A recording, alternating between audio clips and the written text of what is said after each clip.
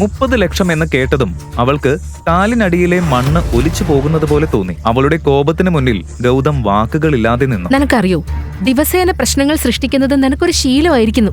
എന്നാൽ അതൊക്കെ ഞാൻ ക്ഷമിച്ചു. ഈ തവണ ഞാൻ നിന്നെ സഹായിക്കില്ല. നീയാ ഇത് മുഴുവൻ ഉണ്ടാക്കിയത്. ഇനി നീ തന്നെ ഇതിനൊരു വഴി കണ്ടോ? അവിടെ നീ ഞാൻ പറയുന്നത് കേൾക്ക്. നീ ഇവനെ ഡിവോഴ്സ് ചെയ്യും. അവൻ ഇനി നിന്റെ ജീവിതത്തിൽ വേണ്ട. അപ്പൊ പിന്നെ മുത്തശ്ശി നമ്മളെ വീട്ടിലേക്ക് തിരിച്ചു വിളിക്കും. പിന്നെ കബീർ നിന്റെ പഴയ സുഹൃത്താ, നിന്നെ നല്ല പോലെ അറിയുന്ന ആളും.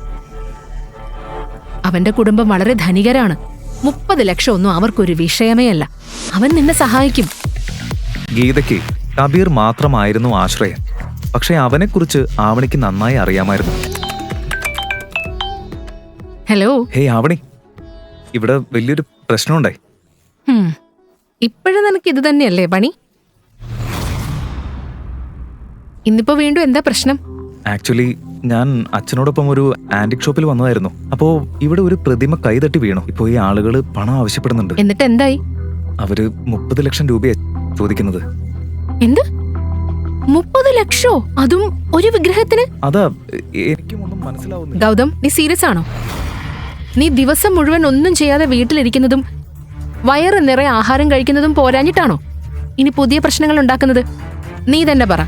ഇപ്പൊ വന്ന് ചോദിച്ചാ ഞാൻ എവിടുന്നാ 30 ലക്ഷം എടുത്തു തരേണ്ടത്? 30 ലക്ഷം എന്ന് കേട്ടതും അവൾക്ക് കാലിനടിയിലെ മണ്ണ് ഒലിച്ചു പോകുന്നത് പോലെ തോന്നി. അവളുടെ കോപത്തിന് മുന്നിൽ ഗൗതം വാക്കുകളില്ലാതെ നിന്നു. നിനക്കറിയോ, ദിവസേന പ്രശ്നങ്ങൾ സൃഷ്ടിക്കുന്നത് നിനക്കൊരു ശീലമായിരിക്കുന്നു. എന്നാൽ അതൊക്കെ ഞാൻ ക്ഷമിച്ചു. ഈ തവണ ഞാൻ നിന്നെ സഹായിക്കില്ല. നീയാ ഇത് മുഴുവൻ ഉണ്ടാക്കിയത്. പക്ഷെ ആവണി, ഇന്ന് ഗൗതമിന്റെയും ആവണിയുടെയും 3ാം വിവാഹ വാർഷികമാണ്. പക്ഷെ ഇന്നും ഗൗതം ആവണിയുടെ വീട്ടിൽ ഹൗസ് ഹസ്ബൻഡ് ആണ്. അവന്റെ നില അവിടുത്തെ ഒരു തൊഴിലാളിയെ പോലെയായിരുന്നു. തൊഴിലാളി എന്ന് വെച്ചാൽ അവരുടെ ഡ്രസ് അയണിംഗ് തൊട്ട് എല്ലാം അവൻ ചെയ്യുമായിരുന്നു. അവിടുത്തെ കാർ കഴുകൽ, കുക്കിംഗ്, ക്ലീനിങ് എന്നിങ്ങനെ എല്ലാ വീട്ടുജോലിയുടെയും ചുമതല അവന്റെ തലയിലായിരുന്നു. അതേസമയം എല്ലായ്പ്പോഴും അവന്റെ ഈ അവസ്ഥ കാണുമ്പോൾ ആവണിക്ക് ദേഷ്യം വരാറുണ്ടായിരുന്നു. കാരണം വീട്ടിലെ മുഴുവൻ സാമ്പത്തിക ഭാരവും അവളുടെ തലയിലായിരുന്നു.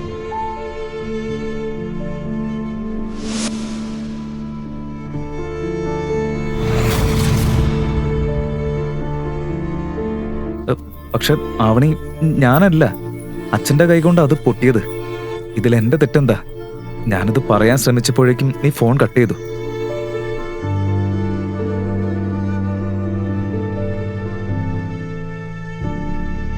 എന്താ സാർ, 1 മണിക്കൂറായി കാത്തിരിക്കുന്നു. ഇനിയും പണം കിട്ടിയില്ല.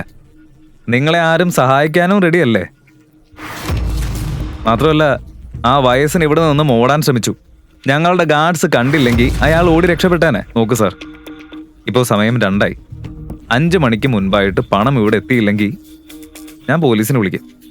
ബോഡി ഗാർഡ്സിനെ കൊണ്ട് നിങ്ങൾ 2 ആളെയും ഞാൻ പിടിപ്പിക്കും. മനസ്സിലായോ? ഒരു 2 മിനിറ്റ് തരൂ, ഞാൻ എന്തെങ്കിലും ഒരു വഴി കണ്ടുപിടിക്കാം.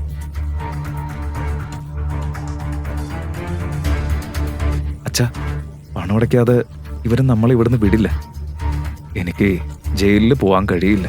എനിക്ക് വേണ്ടി നീ പോയിക്കോ. ഒന്നുമില്ലെങ്കിലും എന്റെ ഫാമിലി ഈ 3 വർഷം പണം തന്ന് എന്നെ പോറ്റിയതല്ലേ. ഇത്രയെങ്കിലും നീ എനിക്ക് വേണ്ടി ചെയ്യില്ലേ?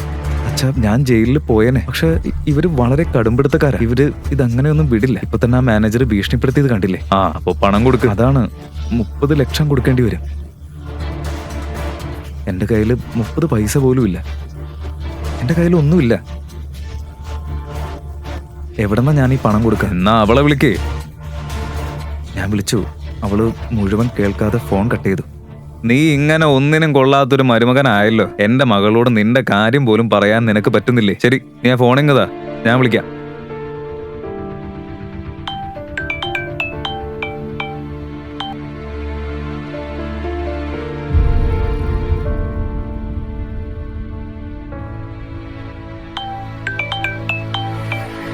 Gautam, are you mad? ജോലി സമയത്ത് എന്നെ ഡിസ്റ്റർബ് ചെയ്യരുതെന്ന് ഞാൻ പറഞ്ഞതല്ലേ. വീണ്ടും എന്തിനാ വിളിക്കുന്നത്? മോളെ, ഞാനാ, അച്ഛനാ. അച്ഛാ? അതെ, ഞാനാണ്. നീ ഒന്ന് സഹായിക്കണം. പ്രതിമ ഞാനാ പൊട്ടിച്ചേ. പണം കൊടുത്തില്ലെങ്കിൽ ഇവരെന്നെ ജയിലിലാക്കും. പക്ഷേ അച്ഛൻ എന്തിനാ ജയിലിൽ പോകുന്നത്? ഇത് ഗൗതത്തിന്റെ പ്രശ്നമല്ലേ? അല്ല മോളെ, ഞാൻ തന്നെ അത് പൊട്ടിച്ചത്. വിഗ്രഹം കണ്ടപ്പോഴുള്ള എക്സൈറ്റ്മെന്റില് പടം എടുക്കുമ്പോ കൈ തട്ടി വീണുപോയി. അച്ഛാ, ഗൗതം വീട്ടിലുണ്ടാക്കുന്ന പ്രശ്നങ്ങള് അച്ഛൻ അറിയില്ലേ? അതും പോരാഞ്ഞിട്ടാണോ അച്ഛനും ഇപ്പൊ പ്രശ്നങ്ങൾ ഉണ്ടാക്കുന്നത്? പക്ഷെ മോള് അതൊക്കെ പോട്ടെ, നിങ്ങളിപ്പോ എവിടെയാ? ഞാൻ അമ്മയെ കൂട്ടി അങ്ങോട്ട് വരാം. ആന്റിക് ഷോപ്പില്, Madhav Nagar. Okay, wait there, ഞങ്ങൾ വരാം. ഇതൊരു വലിയ പ്രശ്നമായിരുന്നു. അത് കണ്ടില്ല എന്ന് നടിക്കാൻ അവൾക്കാകില്ലായിരുന്നു. അവളുടെ അച്ഛൻ അനിൽ ജോധ്പൂരിലെ തന്നെ വലിയ ഒരു ബിസിനസ് കുടുംബത്തിലെ അംഗമാണ്.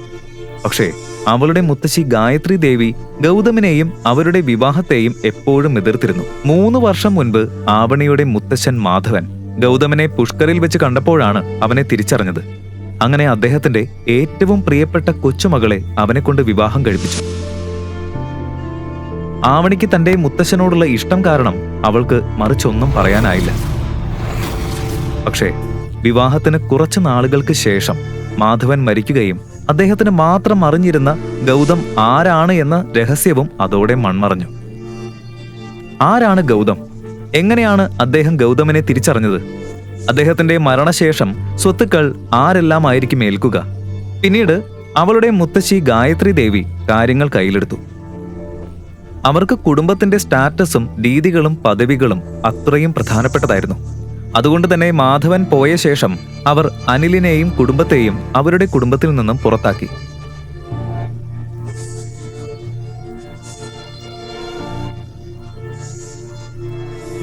ഇന്നും ആവണി അത് മറന്നിട്ടില്ല. എല്ലാ ദിവസവും കുടുംബത്തെ എങ്ങനെ തിരികെ ഉയർത്താമെന്നായിരുന്നു അവളുടെ ചിന്ത.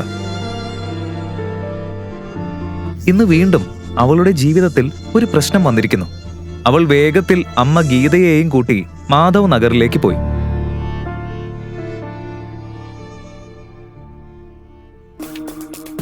അച്ഛാ, എല്ലാം ഓക്കെ ആണോ? ഒന്നും പറ്റിയില്ലല്ലോ? ഇത്രയും എക്സ്പെൻസീവ് ഷോപ്പിൽ നിങ്ങൾ എന്ത് ചെയ്യായിരുന്നു?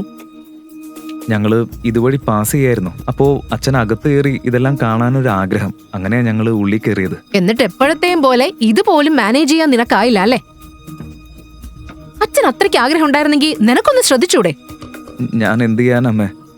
ശ്രദ്ധിക്കണമെന്ന് ഞാൻ പറഞ്ഞത് അച്ഛനോട്. പക്ഷെ അച്ഛൻ അങ്ങനെ പറഞ്ഞ നീ ഉടനെ അത് കേൾക്കോ? എപ്പോഴാ നീ ഇങ്ങനെ അനുസരണ കാണിക്കാൻ തുടങ്ങിയത്? അമ്മേ, ഇതൊക്കെ നമുക്ക് പിന്നീട് സംസാരിക്കാം.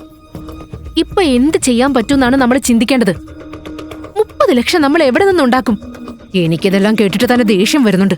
നിന്റെ മുത്തച്ഛൻ നമുക്കൊരു സ്വത്തും ബാക്കി വെച്ചില്ലെന്ന് മാത്രമല്ല, ഇങ്ങനെ ഒരു മരപ്പാഴിനെയും നിന്റെ തലയിൽ കെട്ടിവെച്ചുമ്മേ.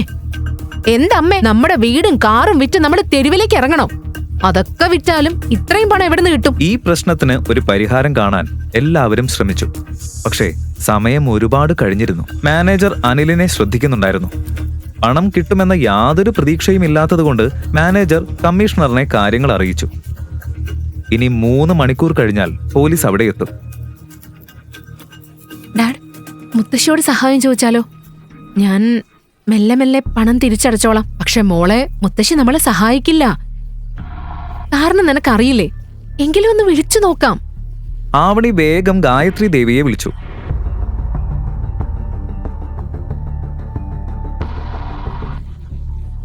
പക്ഷേ അവർ ഫോൺ എടുക്കുമോ ഇല്ലയോ എന്ന ഭയം അവൾക്കുള്ളിലുണ്ടായിരുന്നു. മുത്തശ്ശി, ഞാൻ നിന്റെ നമ്പർ എന്റെ കയ്യിലുണ്ട്. എന്താ വേണ്ടത്? അവളുടെ കഥയെല്ലാം ഗായത്രി ദേവി ശ്രദ്ധിച്ചു കേട്ടു. ഓക്കെ, പണം ഞാൻ തരാം. പക്ഷെ എനിക്കൊരു കണ്ടീഷനുണ്ട്. കണ്ടീഷൻ?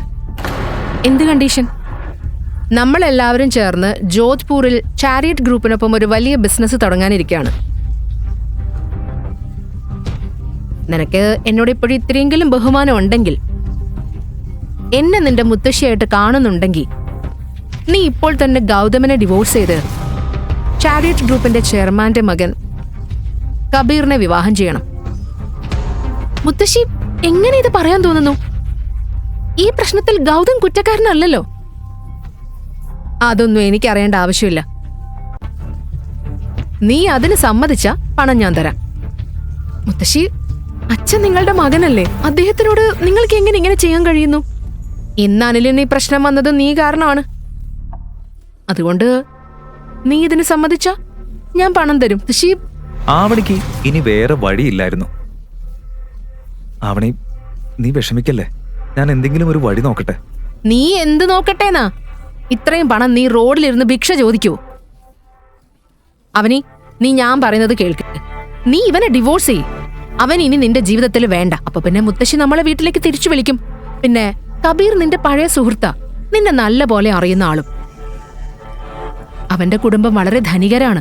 30 ലക്ഷം ഒന്നും അവർക്കൊരു വിഷയമേ അല്ല. അവൻ നിന്നെ സഹായിക്കും. ഗീതയ്ക്ക് കബീർ മാത്രമായിരുന്നു ആശ്രയം. പക്ഷെ അവനെക്കുറിച്ച് ആവണിക്ക് നന്നായി അറിയാമായിരുന്നു.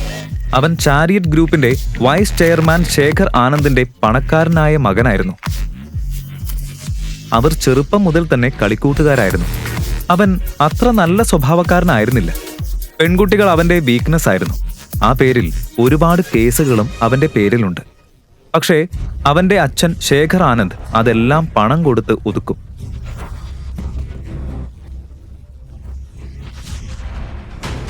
ഓരോ ദിവസവും പെൺകുട്ടികളെ മാറ്റി മാറ്റി കളിക്കുന്നയാളാണവൻ. കോളേജിൽ വരെ ആവണിയെ അവൻ പിന്തുടരാറുണ്ടായിരുന്നു. പക്ഷെ അവൻ ഒരിക്കൽ പോലും അവസരം കൊടുത്തിട്ടില്ലായിരുന്നു. അതുപോലെ അത്രയും നേരം മിണ്ടാതിരുന്ന ഗൗതമിനും കബീർ എന്ന പേര് കേട്ടതും ദേഷ്യം വന്നു. പക്ഷേ ഇപ്പോൾ അവൻ പറയുന്നത് കേൾക്കാൻ ആരും തയ്യാറായിരുന്നില്ല.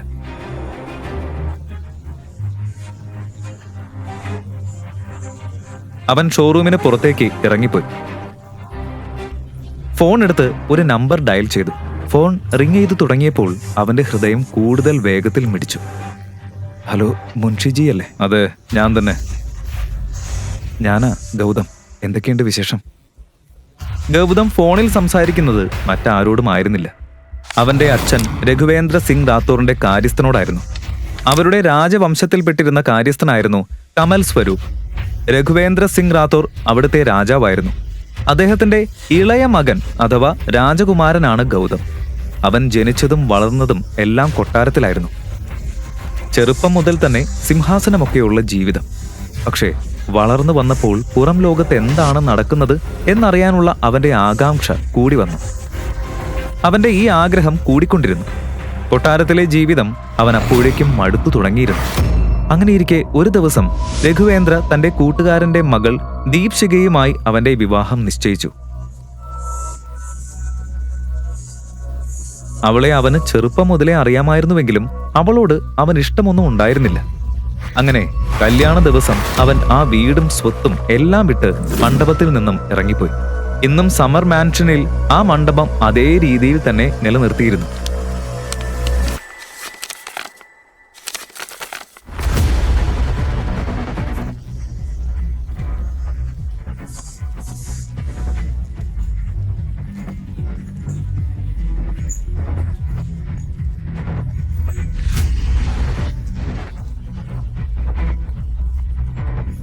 നിങ്ങളെ ഞാൻ ഒരുപാട് മിസ് ചെയ്തിരുന്നു കുമാര. നിങ്ങൾ പോയത് മുതൽ ഈ കൊട്ടാരം ഒട്ടും ശബ്ദമില്ലാതെ ശൂന്യമായിപ്പോയി. മുൻഷിജി, ഞാൻ വലിയൊരു പ്രശ്നത്തിലാണ്. എനിക്ക് നിങ്ങളുടെ ഒരു സഹായം വേണം. നിങ്ങൾ ഏത് പ്രശ്നത്തിലാണെന്ന് ഞങ്ങൾക്ക് നന്നായി അറിയാം. ഈ മുൻഷിക്ക് നിങ്ങൾ ഓരോ നിമിഷവും എവിടെയാണെന്ന് പോലും അറിയാം. ഏത് കുടുംബത്തിന്റെ വീട്ടിലാണ് നിങ്ങൾ വീട്ടുമരുമകനായി താമസിക്കുന്നതെന്നും അറിയാം. നിങ്ങളുടെ അമ്മായിയമ്മ, അമ്മായിയച്ഛൻ, ഭാര്യ എല്ലാവരെയും കുറിച്ചും കൃത്യമായ റിപ്പോർട്ട് എന്റെ കയ്യിലുണ്ട്. കഴിഞ്ഞ 4 വർഷമായി ഗൗതം തന്റെ കുടുംബത്തെയും ഇൻഡോർ നഗരത്തെയും വിട്ട് ഓടി മറഞ്ഞു നിന്നിരുന്നു. പക്ഷേ അവന്റെ ഓരോ നീക്കവും അവന്റെ അച്ഛൻ ശ്രദ്ധിച്ചുകൊണ്ടിരുന്നു. ശരി, എനിക്ക് അടിയന്തരമായി 30 ലക്ഷം വേണം. അതും ഉടനെ തന്നെ. എന്തിനാ നിങ്ങളിതൊക്കെ ചെയ്യുന്നത്? നിങ്ങളൊരു പ്രിൻസാണ്. എന്നിട്ട് മറ്റൊരാളുടെ വീട്ടിൽ അവിടുത്തെ വീട്ടുപണികൾ ചെയ്ത് അവിടെയുള്ളവരുടെ പ്ലേറ്റുകൾ വരെ കഴുകുന്നത് എന്തിനാ? സമർ ഭവൻ എന്നത് മുൻഷിജി, അതൊന്നും ഇപ്പൊ സംസാരിക്കണ്ട. ഒരു കാര്യം മാത്രം പറയും, നിങ്ങൾ സഹായിക്കുകയോ ഇല്ലയോ? കുമാര, 30 ലക്ഷം ഞാൻ തരാം. പക്ഷെ രാജാവിനൊരു വ്യവസ്ഥയുണ്ട്. എന്ത് വ്യവസ്ഥ? നിങ്ങൾ ദീപ്ശികയെ വിവാഹം കഴിക്കണം. മുൻഷിജി, എന്റെ വിവാഹം കഴിഞ്ഞതാ. എങ്ങനെയാ ഞാൻ ദീപ്ശികയെ വിവാഹം കഴിക്കുക? അത് സാധ്യമല്ല. മാസ്റ്റർ നിങ്ങളുടെ വിവാഹത്തെ ഒരു യഥാർത്ഥ വിവാഹമായി അംഗീകരിക്കുന്നില്ല. നിങ്ങൾ സമർ ഭവൻ വിട്ടുപോയതിനു ശേഷം മാസ്റ്ററിനെതിരെ പല ചോദ്യങ്ങളും ഉയർന്നു. ഈ മുൻഷിക്ക് തന്റെ മാസ്റ്ററിന്റെ ഉത്തരവിനെ എതിർത്ത് നിൽക്കാൻ കഴിയില്ല. പണം വേണമെങ്കിൽ നിങ്ങളുടെ ഭാര്യയെ വിവാഹമോചനം നൽകി ദീപ്ശികയെ വിവാഹം കഴിക്കണം.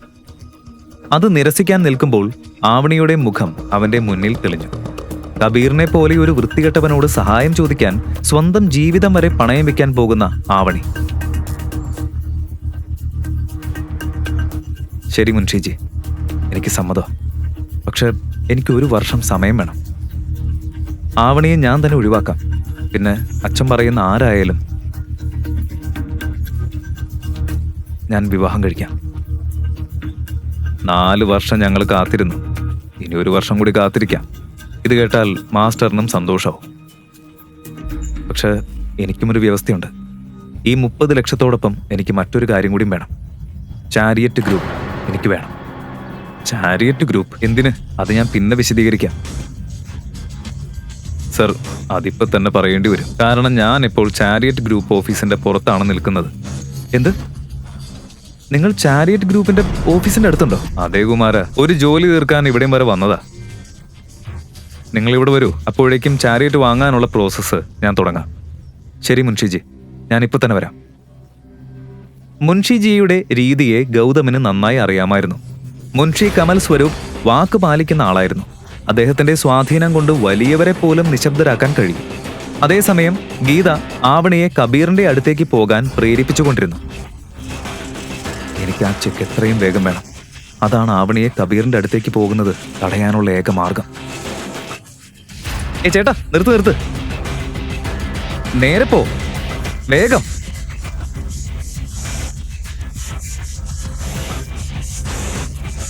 ചേട്ടാ, നിർത്ത്. കഴിഞ്ഞ 4 വർഷമായി ലോകം ഗൗതമനെ ഒരു സാധാരണക്കാരനായായിരുന്നു കണ്ടത്. പക്ഷേ ഇന്നിവിടെ സത്യാവസ്ഥ അറിയുന്നത് മുൻഷിജിക്ക് മാത്രമാണ്. ഗൗതമിന് ചാരിയറ്റ് പോലെയുള്ള 10 കമ്പനികൾ കണ്ണിറുക്കുന്ന നേരം വാങ്ങാൻ കഴിയുന്ന അത്ര സമ്പത്ത് ഇപ്പോഴും ഉണ്ടായിരുന്നു.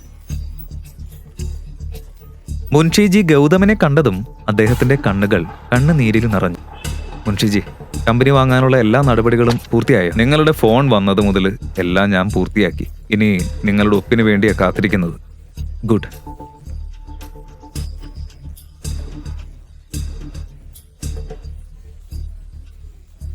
ഇനി ഒരു കാര്യം കൂടി ചെയ്യണം. ഈ കമ്പനിയുടെ ചെയർമാൻ ശേഖർ ആനന്ദാണ്.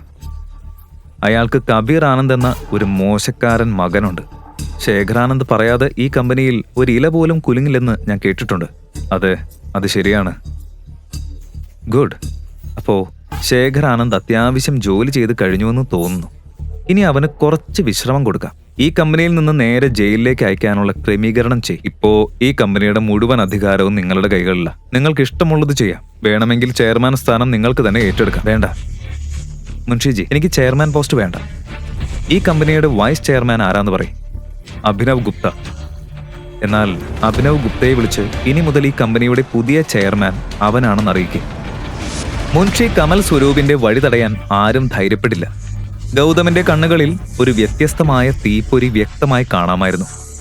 അതേസമയം മറുവശത്ത് ആവണിയുടെ ടെൻഷൻ കൂടിക്കൊണ്ടിരുന്നു. കബീറിനോട് സഹായം ചോദിക്കുന്നതൊഴികെ അവൾക്ക് മറ്റൊരു വഴിയും ഉണ്ടായിരുന്നില്ല. ഓഫീസിൽ ഗൗതമും മുൻഷിജിയും അകത്ത് കയറുന്നത് കണ്ടതും 32 വയസ്സ് തോന്നിക്കുന്ന ഒരു സ്ത്രീ അവരെ ക്യാബിന്റെ പുറത്ത് തടഞ്ഞു. നിങ്ങൾ രണ്ടുപേരും എങ്ങനെ അകത്ത് കയറി? അതും ആരോടും ചോദിക്കാതെ? ഇത് ശേഖർ ആനന്ദിന്റെ പേഴ്സണൽ സെക്രട്ടറി ആയ ശാലിനി ആയിരുന്നു. മുൻഷിജിയുടെ യഥാർത്ഥ വ്യക്തിത്വം അവൾക്കറിയില്ലായിരുന്നു. ഞങ്ങളിവിടെ ചെയർമാനെ കാണാനാ വന്നിരിക്കുന്നത്, മിസ്റ്റർ ഗുപ്തയെ. മിസ്റ്റർ അഭിനവ് ഗുപ്ത ഈ കമ്പനിയുടെ വൈസ് ചെയർമാനാണ്. നിങ്ങളെ പോലുള്ള സെയിൽസ്മാൻമാരെ അപ്പോയിന്റ്മെന്റ് ഇല്ലാതെ അദ്ദേഹം കാണാറില്ല. ഇപ്പൊ തന്നെ പുറത്തേക്ക് പോ, ഇല്ലെങ്കിൽ ഞാൻ സെക്യൂരിറ്റിയെ വിളിക്കും. സെക്യൂരിറ്റി. അതേസമയം ഗൗതമിന്റെ ഫോണിൽ ആവണിയുടെ കോൾ വന്നു. അവൻ ഫോൺ എടുക്കാൻ പോകും മുൻപേ ബാറ്ററി ലോ ആയതിനാൽ മൊബൈൽ സ്വിച്ച് ഓഫ് ആയി. നിങ്ങൾ ആരോടാ സംസാരിക്കുന്നതെന്നറിയും? ഇത് ജോധ്പൂരിലെ. മുൻഷിജി, എനിക്ക് ടൈമില്ല. ദയവായി മിസ്റ്റർ ഗുപ്തയെ വിളിക്കേ.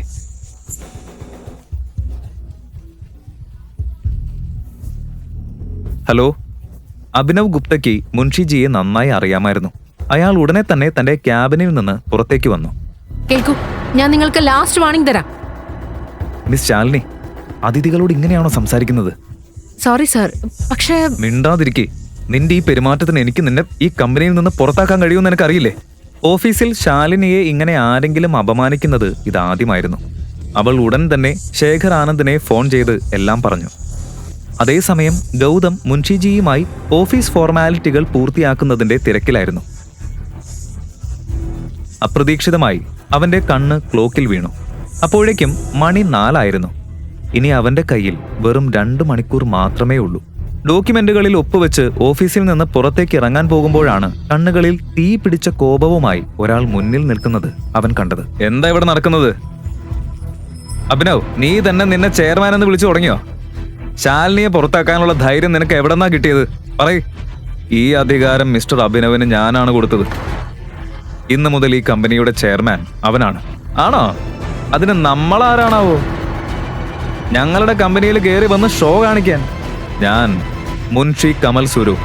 ആ പേര് കേട്ട നിമിഷം തന്നെ ശേഖർ ആനന്ദിന്റെ കാൽ കീഴിലെ നിലം വഴുതി പോയതുപോലെയായിരുന്നു.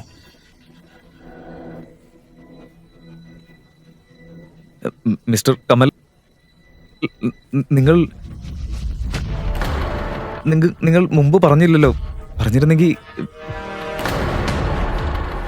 ശരി, എന്റെ ക്യാബിനിലേക്ക് വരൂ, നമുക്ക് അവിടെ ഇരുന്ന് സംസാരിക്കാം. മിസ്റ്റർ ആനന്ദ്, നിങ്ങളുടെ സംസാരിക്കാനുള്ള സമയമൊക്കെ കഴിഞ്ഞു.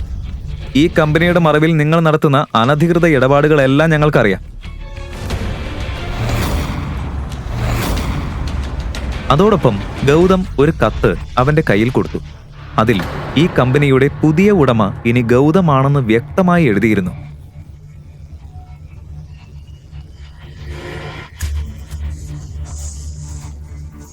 മുൻഷിജി, മിസ്റ്റർ ഗുപ്ത, നിങ്ങൾ ഇരുവരോടും എനിക്ക് സംസാരിക്കാനുണ്ട്. അകത്തു വരൂ. ക്യാബിനിൽ കയറിയ ഉടൻ ഗൗതം ക്ലോക്കിൽ സമയം നോക്കി. സമയം വൈകുന്തോറും ആവണിയെയും അവളുടെ കുടുംബത്തെയും കുറിച്ചുള്ള അവന്റെ ആശങ്കയും കൂടിക്കൊണ്ടിരുന്നു. മിസ്റ്റർ അഭിനവ്, ഇന്നു മുതൽ ഈ കമ്പനിയുടെ ചെയർമാൻ നിങ്ങളാണ്. ഈ സ്ഥാപനവുമായി ബന്ധപ്പെട്ട എല്ലാ തീരുമാനങ്ങളും ഇനി നിങ്ങൾ എടുക്കണം. ഞാൻ പൂർണ്ണ സത്യസന്ധതയോടെ ജോലി ചെയ്യും. സർ, നിങ്ങൾക്കൊരിക്കലും ഒരു പരാതി ഉണ്ടാവില്ല. ഗുഡ്. കൂടാതെ ശേഖർ ആനന്ദും കബീർ ആനന്ദും ചെയ്ത എല്ലാ തെറ്റുകളുടെയും മുഴുവൻ രേഖയും എനിക്ക് വേണം. അവർ പല പെൺകുട്ടികളുടെയും ജീവിതം നശിപ്പിച്ചിട്ടുണ്ട്. ആശങ്ക വേണ്ട സർ, അവരുടെ എതിരെയുള്ള പല തെളിവുകളും എന്റെ ലോക്കറിലുണ്ട്. ഒരു ദിവസം ആരെങ്കിലും ഇവർക്കെതിരെ ശബ്ദം ഉയർത്തുമെന്ന് എനിക്ക് അറിയാമായിരുന്നു. ആ ദിവസത്തിനായി ഞാൻ കാത്തിരിക്കായിരുന്നു. സർ, ഇന്ന് തന്നെ എല്ലാ തെളിവുകളും ഞാൻ നിങ്ങൾക്ക് കൈമാറാം. നൈസ്. മുൻഷിജി. യെസ് രാജ, എനിക്ക് വൈകുന്നുണ്ട്. ദയവായി ചെക്ക് തരൂ. Thank you. അതിനിടെ പുറത്തുനിന്ന ബോഡി ഗാർഡിൽ നിന്ന് മുൻഷിജിക്ക് ഒരു ഫോൺ കോൾ എത്തി. ഫോൺ എടുത്തപ്പോൾ മുൻഷിജിയുടെ മുഖം വിളറി വെളുത്തു.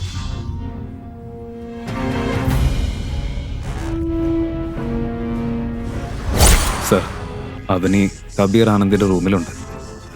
കബീർ അവനെ എന്തിനാണ് ക്യാബിനിലേക്ക് വിളിച്ചതെന്ന് ഗൗതമിന് നന്നായി അറിയാമായിരുന്നു. ഓരോ പെൺകുട്ടിയെയും ചതിക്കാൻ ഉപയോഗിക്കുന്ന ഒരു പ്രത്യേക മരുന്ന് അവൻ തന്റെ ക്യാബിനിൽ വെച്ചിരുന്നു.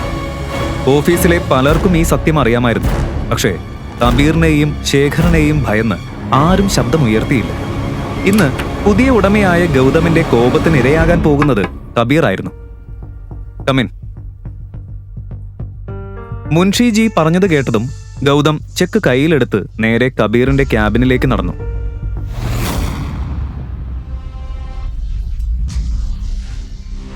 നിങ്ങൾ എവിടെയും പോകണ്ട.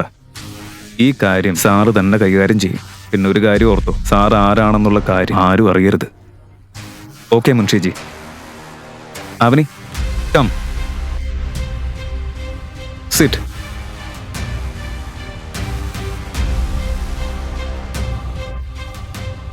So you finally had to come. Avani കബീറിന്റെ ക്യാബിനിൽ കയറിയ ഉടൻ മുഴുവൻ കാര്യവും അവനോട് പറഞ്ഞു. അതേസമയം ഗൗതമിന്റെ കണ്ണുകളിൽ തീ ആളിക്കത്തി. അവനെ, ഇത്ര വലിയ കാര്യം സംഭവിച്ചിട്ട് നീ ഇപ്പോഴാണോ പറയുന്നത്? ഇതൊക്കെ നീ നേരത്തെ പറയേണ്ടതല്ലേ? ഹാബിറ്റ്. വേണ്ട കബീർ, ഞാൻ കുടിക്കാറില്ല. എന്താ ഇത്? ഇത്ര ദൂരം വന്നിട്ട് ഒരു ഡ്രിങ്ക് പോലും കുടിക്കില്ലേ? കുറഞ്ഞത് ഒന്നെങ്കിലും കുടിക്കണം. ഇല്ല കബീർ, എനിക്ക് പണം വാങ്ങി എത്രയും വേഗം കടയിലെത്തണം. ഓ ഓ, ശരി ശരി. നിന്റെ അച്ഛൻ കാത്തിരിക്കുന്നുണ്ടല്ലേ? ചെക്ക് ഇപ്പൊ തന്നെ തരാം. വെയിറ്റ്.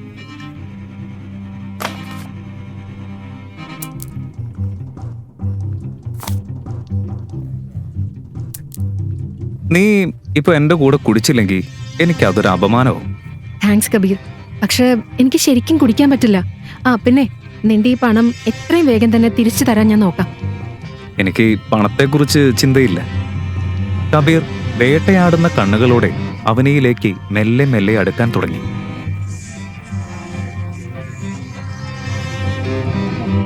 അവനെ, ഇന്ന് നിന്റെ അച്ഛൻ ജയിലിൽ പോകുന്നത് തടയാൻ ആർക്കും കഴിയില്ല, എക്സെപ്റ്റ് മീ. ഒരു ഡ്രിങ്കല്ലേ ഞാൻ ചോദിച്ചുള്ളൂ. കുടിക്കുന്നു, ചെക്ക് എടുക്കുന്നു, പോകുന്നു. ഇതിലിത്ര ചിന്തിക്കാൻ മാത്രം എന്താ?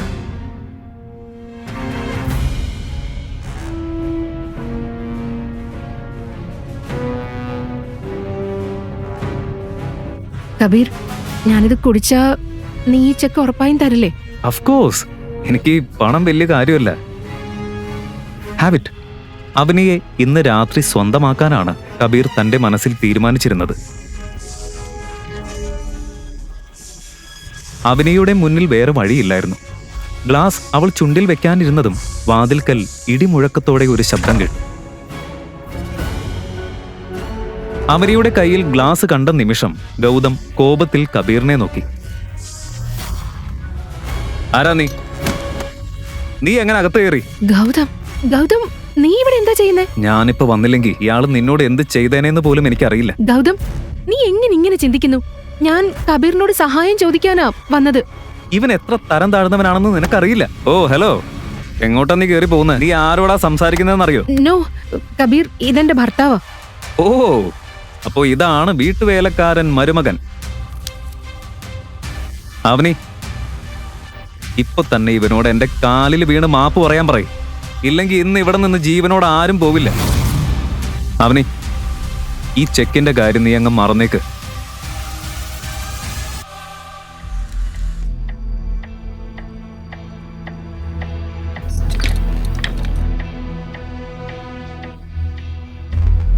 മൂന്ന് വർഷം മുൻപ് നിന്നെപ്പോലെ ഒരാൾ എന്റെ ക്യാബിനിലേക്ക് കയറാൻ ശ്രമിച്ചു.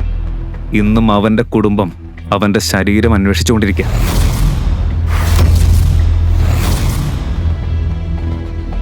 ഗൗതം, ഗൗതം, പ്ലീസ് പ്ലീസ് കബീറിനോട് മാപ്പ് പറ. ഇവനോട് മാപ്പ് പറയാനോ? ഇവന്റെ വാക്കുകൾ കേട്ട് നീ പേടിക്കേണ്ട കാര്യമൊന്നുമില്ല. ഇതൊക്കെ വെറും ഭീഷണികളാ. കുരയ്ക്കുന്ന നായാണ്, കടിക്കില്ല. നായോ? നീ കാശിന് വിലയില്ലാത്ത മരുമകനല്ലേ? ഇപ്പൊ ഈ നായ എന്ത് ചെയ്യുമെന്ന് ഞാൻ കാണിച്ചു തരാം. ഇന്ന് തന്നെ നിന്റെ തൊലി ഊരിക്കളയാത്ത പക്ഷം എന്റെ പേര് കബീർ ആനന്ദ് എന്നല്ല. ഗൗതം. ഹലോ, ഇൻസ്പെക്ടർ ശിവ, ഞാൻ കബീർ ആനന്ദാ സംസാരിക്കുന്നത്. ഉടൻ ലൊക്കേഷനിലേക്ക് വരൂ. ഒരാളെ തൊലി ഉരിക്കേണ്ടിയിരിക്കുന്നു. അവനെ, ആ ചെക്ക് കാര്യം മറന്നേക്കാം. ഇന്ന് അവൻ നേരെ ജയിലിലേക്ക് പോകും. കബീർ, കബീർ, ഞാൻ ഗൗതമിന്റെ പേരിൽ ഞാൻ മാപ്പ് പറയുന്നു, പ്ലീസ്. ഇല്ല അവനെ, ഇന്ന് അവന് ജയിലിൽ പോകുന്നത് ആരും തടയില്ല. പിന്നെ ഒടുവിൽ നീ എന്റേതാകും. ഗൗതം, നീ എന്താ ചെയ്യുന്നത്? ഇയാൾ ആരാണെന്ന് നിനക്കറിയില്ലേ? യു ആർ എ ഫിനിഷ്ഡ് മാൻ. ഈ അടിക്ക് നീ വലിയ വില കൊടുക്കേണ്ടി വരും.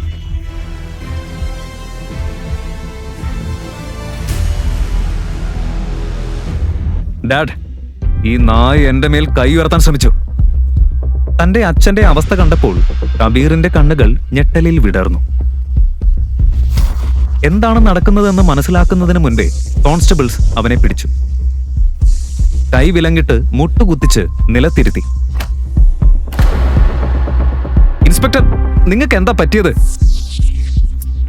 മിസ്റ്റർ കബീർ ആനന്ദ്, ആളുകളെ കവർച്ച ചെയ്തത്, തട്ടിപ്പ് ചെയ്തത്, പല പെൺകുട്ടികളുടെ ജീവിതം നശിപ്പിച്ചത്, ഈ കുറ്റങ്ങൾക്കായി നിങ്ങളെയും നിങ്ങളുടെ അച്ഛനെയും ഞാൻ അറസ്റ്റ് ചെയ്യുന്നു. ഡാഡ്, ഇയാൾ എന്തായി പറയുന്നത്? ശേഖർ ആനന്ദിന്റെ ഒന്നും മിണ്ടാതെ താഴെ നോക്കി നിൽക്കുന്ന മുഖം എല്ലാം പറഞ്ഞു തന്നു. ചുറ്റും നടക്കുന്ന കാര്യങ്ങളെല്ലാം അവനിക്ക് ഇപ്പോഴും വിശ്വസിക്കാൻ കഴിഞ്ഞില്ല. ഇൻസ്പെക്ടർ സർ, ഇയാൾ എന്റെ ഭാര്യയെ ഈ ഡ്രിങ്ക് കുടിക്കാൻ നിർബന്ധിച്ചു. അതിലെന്തോ മരുന്ന് കലർത്തിയിട്ടുണ്ട്. പ്ലീസ് ഇതും കൂടി ചെക്ക് ചെയ്യണം. ഇത് കേട്ട ഇൻസ്പെക്ടർ തന്റെ കർച്ചീഫ് എടുത്ത് ഡ്രിങ്ക് പരിശോധിച്ചു. കർച്ചീഫ് ആ ഡ്രിങ്കിൽ തട്ടിയതും അത് തിളങ്ങുന്ന നീല നിറത്തിലേക്ക് മാറി. എല്ലാവരും ഞെട്ടി നിന്നു. നിങ്ങൾ പറഞ്ഞത് ശരിയാണ് മിസ്റ്റർ ഗൗതം.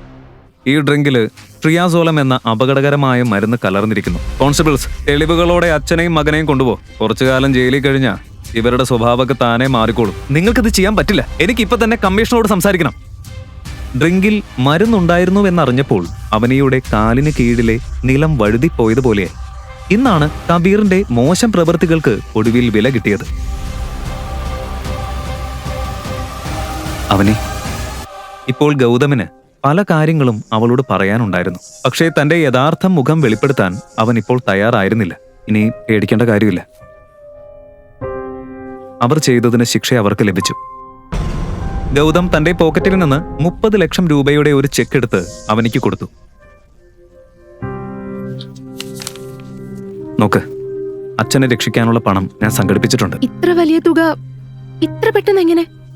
സത്യം പറഞ്ഞാൽ വലിയ പ്രശ്നമാകുമെന്ന് ഗൗതമന് അറിയാമായിരുന്നു. അതുകൊണ്ട് ഒരു നിമിഷം അവൻ മൗനമായി നിന്നു. ഗൗതം, ചോദിച്ചത് കേട്ടില്ലേ? ഈ ചെക്ക് ആരാ തന്നത്? ഞാൻ ഒരു സുഹൃത്തിന്റെ കയ്യിൽ നിന്ന് കടം വാങ്ങിയതാ. അവന്റെ കമ്പനി അടുത്തിടെ വലിയ ലാഭം നേടി. അതുകൊണ്ട് അവൻ എന്നെ സഹായിച്ചു. അവനെ അതിശയത്തോടെ ചെക്കിലേക്ക് നോക്കി നിന്നു.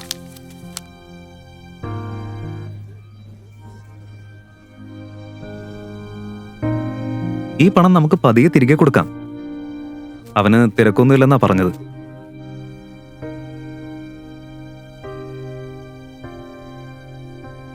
അവനെ ഇനി 15 മിനിറ്റ് മാത്രമേ ബാക്കിയുള്ളൂ. നമുക്ക് ഷോറൂമിലേക്ക് എത്തണം. അവിടെ എല്ലാവരും കാത്തിരിക്കുക.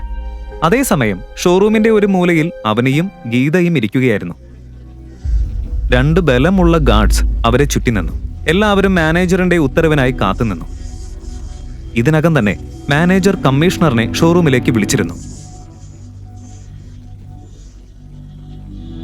ഇനി 10 മിനിറ്റ് മാത്രം ബാക്കി. നിങ്ങളുടെ മകളും മരുമകനും ഇവിടെ. നിങ്ങളെ കൊണ്ട് ഈ പണം അടയ്ക്കാൻ പറ്റുമെന്ന് എനിക്ക് തോന്നുന്നില്ല. അതുകൊണ്ട് ജയിലിൽ പോകാനായിട്ട് റെഡി ആയിക്കോളൂ. അവനി മോളെ, പണം സംഘടിപ്പിച്ചോ? ഞങ്ങള് പേടിച്ചിരിക്കായിരുന്നു. Mom, don't worry. ഇതാ ചെക്ക്.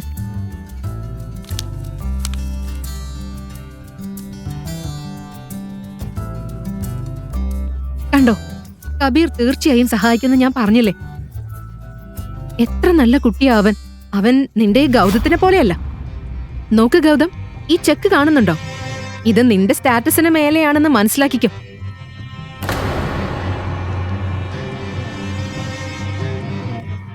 കബീർ എന്റെ മകളുടെ ഫ്രണ്ടാണ്. എന്റെ മകളുടെ. പിന്നെ നീ ഇന്ന് തന്നെ അവളെ ഡിവോഴ്സ് ചെയ്യണം. നിന്നെ പോലൊരു യൂസ്ലെസ് ആളോടൊപ്പം എന്റെ മകളുടെ ജീവിതം കാണാൻ എനിക്കാവില്ല. എന്റെ മോൾക്ക് എത്ര സ്വപ്നങ്ങൾ ഉണ്ടായിരുന്നു. കിട്ടിയതോ നിന്നെ പോലൊരു പാഴിനെ. അമ്മ വിചാരിക്കുന്ന പോലെയല്ല കാര്യങ്ങള്. സത്യത്തിൽ ഇവനാ. നീ മിണ്ടരുത്. നിനക്ക് ശരിയും തെറ്റും കാണാനാകുന്നില്ല ഇപ്പോ. ഈ ഒന്നിനും കൊള്ളാത്തവൻ നിന്റെ പാവാടയിൽ തൂങ്ങി നടക്കുക. നിനക്കെന്താ ഇവൻ ഒഴിവാക്കിയാല്? കബീറിന്റെ പേര് കേട്ടപ്പോൾ അവനിക്ക് ആ ഡ്രിങ്ക് സംഭവം ഓർമ്മ വന്നു. മോം, ഈ പണം തന്നത് ഗൗതമാണ്, കബീർ അല്ല. ഓഹോ, ഏതു വലിയ സുഹൃത്താ ഈ ഭിക്ഷക്കാരൻ ഇത്രയും പണം കൊടുത്തത്? ഫോൺ ചെയ്. ഇപ്പോൾ തന്നെ നിന്റെ ആ ഫ്രണ്ടിനെ വിളിക്ക്. ഞങ്ങളും അറിയട്ടെ. ഗൗതം ഭയത്തോടെ ചുറ്റും നോക്കി തുടങ്ങി. ഗീത അവനെ സംശയത്തോടെ നോക്കി നിന്നു. വിളിക്ക് നിന്റെ ഫ്രണ്ടിനെ. സത്യത്തില് അവനിപ്പോ ട്രാവൽ ചെയ്യാ. അവന്റെ അസിസ്റ്റന്റ് ആണ് എനിക്ക് ചെക്ക് തന്നത്. നിങ്ങളുടെ ഫാമിലി ഡ്രാമയൊക്കെ വീട്ടിൽ പോയി നടത്തൂ. ചെക്ക് എനിക്കിതാ. അതെ, ഇതാ ചെക്ക്.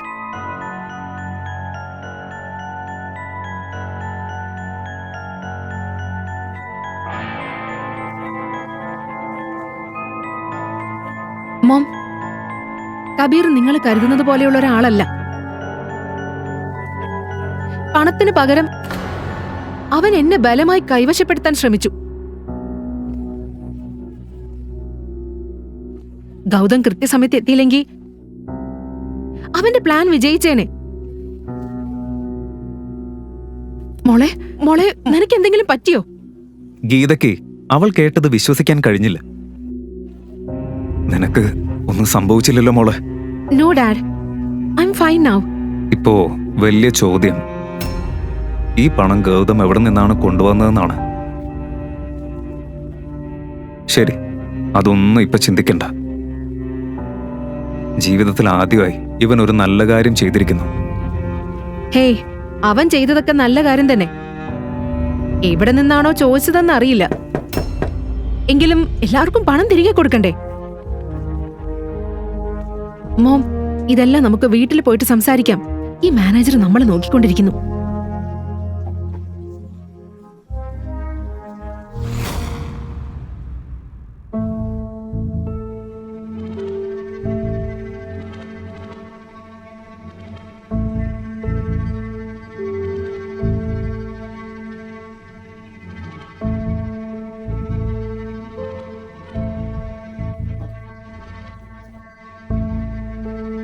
ഇവിടെ ഇങ്ങനെ നോക്കി നിൽക്കാതെ എനിക്കൊരു ചായ കൊണ്ടുവാ. ശരി മോം. പിന്നെ ചായയിലെ പാലും ഏലക്കയും കുറച്ചിട്ടാ മതി. നിന്റെ പൂർവികർ ഞങ്ങൾക്ക് ഖജനാവൊന്നും വിറ്റിട്ടില്ല, മനസ്സിലായോ? ശരി മോം. ഇത് കേട്ട് ഗൗതം ഉള്ളിൽ ചിരിച്ചു. കാരണം അവനിയുടെ അപ്പൂപ്പൻ ഹിമ്മത് സിംഗിനും ബിസിനസ് തുടങ്ങാൻ പണം നൽകിയത് ഗൗതമിന്റെ അപ്പൂപ്പൻ തന്നെയായിരുന്നു.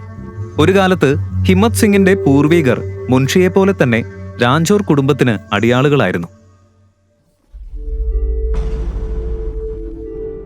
എന്തിനാ പല്ല് കാണിച്ച് ചിരിക്കുന്നത്?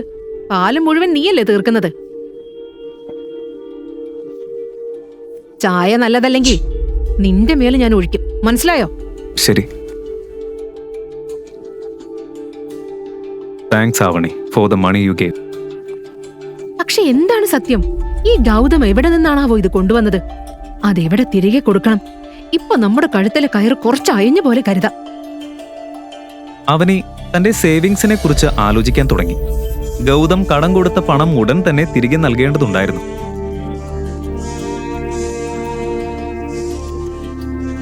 അതേസമയം പതിവ് പോലെ ഗൗതം ഭക്ഷണത്തെക്കുറിച്ച് ചോദിക്കാൻ വന്നു. വീട്ടിൽ ഗീതയ്ക്കും അനിലിനും പലപ്പോഴും വേറിട്ട ഇഷ്ടങ്ങളായിരുന്നു. മോം, ഇപ്പോഴുള്ള സേവിങ്സ് ഒക്കെ നമുക്ക് കൊടുക്കാം.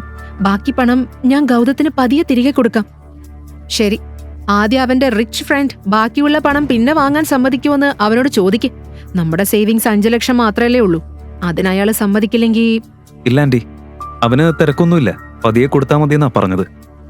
എന്നാ പ്രശ്നമില്ല, നമുക്ക് പിന്നെ കൊടുക്കാം. പക്ഷെ മോം, ഈ 5 ലക്ഷം ഇപ്പൊ കൊടുക്കേണ്ടതല്ലേ? അതെ, തീർച്ചയായും. നമുക്ക് നിന്റെ ഭർത്താവിനെ പോലെ ആരുടെയും മേൽ ഭാരമായിട്ട് നിൽക്കേണ്ട ആവശ്യമില്ല.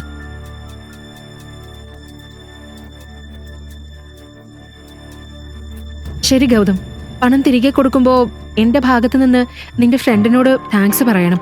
വലിയൊരു സഹായമാ ചെയ്തത്.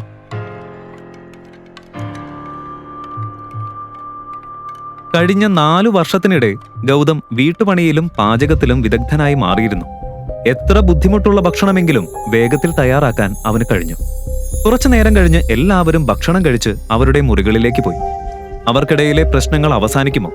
ഗൗതമാണ് തന്നെ സഹായിച്ചതെന്ന് അവൾ തിരിച്ചറിയുമോ? തിരിച്ചറിഞ്ഞാൽ എന്ത് സംഭവിക്കും? പക്ഷേ ഗൗതമിന്റെ ജോലി തീർന്നിരുന്നില്ല. അടുക്കളയിൽ അവൻ പാത്രങ്ങൾ കഴുകുകയായിരുന്നു. കാലക്രമേണ ഗൗതം എല്ലാ രീതിയിലും മാറിക്കൊണ്ടിരുന്നു.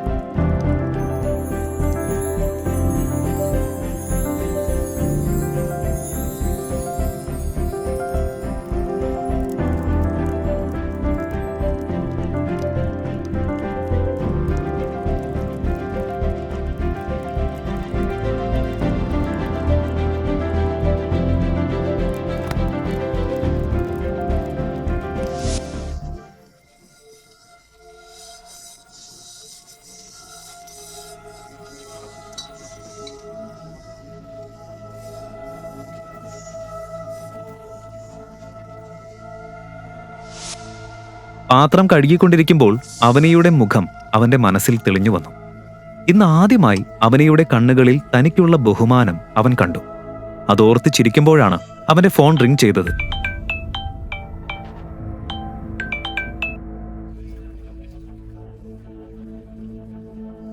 സോറി സർ, ഞാൻ ഡിസ്റ്റർബ് ചെയ്തോ? അപ്പോയിന്റ്മെന്റ് ലെറ്ററിൽ സാറിന്റെ സൈൻ വേണം. നാളെ എപ്പോഴാ വരുന്നത്? നാളെ രാവിലെ ഞാൻ ഓഫീസിലേക്ക് വരാം. Okay sir. ഈ രാത്രി ആരോടാ സംസാരിക്കുന്നത്? അത് പിന്നെ ആ ക്രെഡിറ്റ് കാർഡിന്റെ ആളുകളാ. ഈ സമയത്തും വിളിച്ച് ബുദ്ധിമുട്ടിക്കുക. ഭയങ്കര ബുദ്ധിമുട്ടാ അവരെ കൊണ്ട്.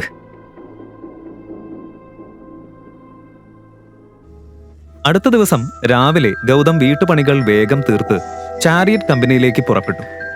അവനിയോട് മാർക്കറ്റിലേക്ക് പോകുന്നു എന്ന് കള്ളം പറഞ്ഞതിനാൽ അവന് വേഗം തിരികെ വരേണ്ടതുണ്ടായിരുന്നു.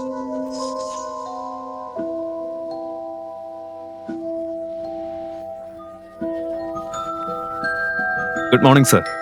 എല്ലാ സീനിയർ എക്സിക്യൂട്ടീവ്സിനെയും കൂട്ടി ഞാനൊരു മീറ്റിംഗ് അറേഞ്ച് ചെയ്തിട്ടുണ്ട് സർ. എപ്പോഴാണ് എത്തുന്നത്? മിസ്റ്റർ അഭിനവ് ഗുപ്ത, ഈ മീറ്റിംഗ് അറേഞ്ച് ചെയ്യാൻ ആരാ പറഞ്ഞത്? ഞാൻ ആരാണെന്ന് ആരും അറിയരുതെന്ന് പറഞ്ഞിട്ടില്ലേ? ഉടൻ മീറ്റിംഗ് ക്യാൻസൽ ചെയ്യ്. സോറി സർ, ഇപ്പൊ തന്നെ ക്യാൻസൽ ചെയ്യാം. ടെൻഷൻ അടിക്കണ്ട, നിങ്ങളെക്കുറിച്ച് ആരും അറിയാൻ പോകുന്നില്ല. ഗുഡ്. ഞാൻ നിങ്ങളെ നിങ്ങളുടെ ക്യാബിനിൽ കാണാം.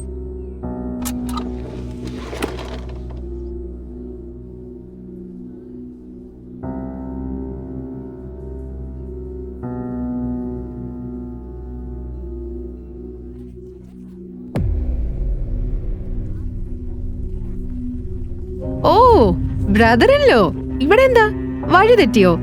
ഈ കമ്പനിയിൽ നിങ്ങളെ പോലെയുള്ള ലൂസേഴ്സിന് ഇടമില്ലല്ലോ. അവന്റെ മുന്നിൽ നിന്നിരുന്നത് മറ്റാരുമല്ല, അവനിയുടെ കസിനായ ഷനായയായിരുന്നു. ചെറുപ്പം മുതൽ പല കാരണങ്ങളാൽ അവനിയെ അവൾക്ക് ഇഷ്ടമല്ലായിരുന്നു. അവനി ചെറുപ്പം മുതൽ സ്മാർട്ടായിരുന്നു, കാണാനും സുന്ദരി, അതായിരുന്നു കാരണം. എന്നാൽ അവനിക്ക് ഗൗതമിനെ പോലെ ഒരു യൂസ്ലെസ് ആയ ഭർത്താവിനെ കിട്ടിയതിൽ അവിടെ കൂടുതൽ സന്തോഷിച്ചത് ഷനായയായിരുന്നു. ഒരു മിനിറ്റ്. കുറച്ചു ദിവസങ്ങൾക്കകം ഷനായയുടെ വിവാഹം നഗരത്തിലെ ഏറ്റവും സമ്പന്നനായ രഘുവീർ പണ്ഡിറ്റിന്റെ ഏകമകൻ സിദ്ധാർത്ഥുമായി നടക്കാനിരിക്കുകയായിരുന്നു. രഘുവീർ ചാരിയറ്റ് ഗ്രൂപ്പുമായി ബിസിനസ് ചെയ്യുന്ന ആളായിരുന്നു.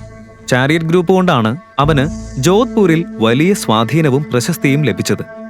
ഈ സ്വാധീനവും പ്രശസ്തിയും കണ്ടാണ് അവനിയുടെ മുത്തശ്ശി ഗായത്രി ദേവി തന്റെ കൊച്ചുമകൾ ഷനായയുടെ വിവാഹം സിദ്ധാർത്ഥുമായി നിശ്ചയിച്ചത്. പതിവ് പോലെ ഷനായയുടെ പരിഹാസങ്ങൾ ഗൗതം ശാന്തമായി കേട്ടുനിന്നു. ശരി, എന്താ നീ പറയാൻ പോകുന്നത്? ഞങ്ങളെ പോലുള്ളവരുടെ മുന്നിൽ നിൽക്കാൻ പോലും നിനക്ക് സ്റ്റാറ്റസ് ഇല്ല. ഞങ്ങൾ ശേഖരങ്ങളുടെ ഇൻവിറ്റേഷൻ കാർഡ് കൊടുക്കാനാ വന്നത്. വേണമെങ്കിൽ നിനക്കും വിവാഹത്തിന് വരാം. നിനക്കായിട്ടേ ഒരു വെയിറ്റർ ജോലി റിസർവ് ചെയ്ത് വെക്കാം. നിന്റെ വിവാഹത്തിൽ വെയിറ്റർ ആവാൻ എനിക്ക് ഒരു താല്പര്യമില്ല. ഗൗതമിന്റെ സാദാ വേഷം കണ്ട സിദ്ധാർത്ഥ് ഉള്ളിൽ ചിരിച്ചു. പക്ഷേ ഈ ലളിതമായ വേഷത്തിനകത്ത് നിൽക്കുന്നത് ചാരിയറ്റ് ഗ്രൂപ്പിന്റെ ഉടമ തന്നെയാണെന്ന് അവൻ അറിയില്ലായിരുന്നു.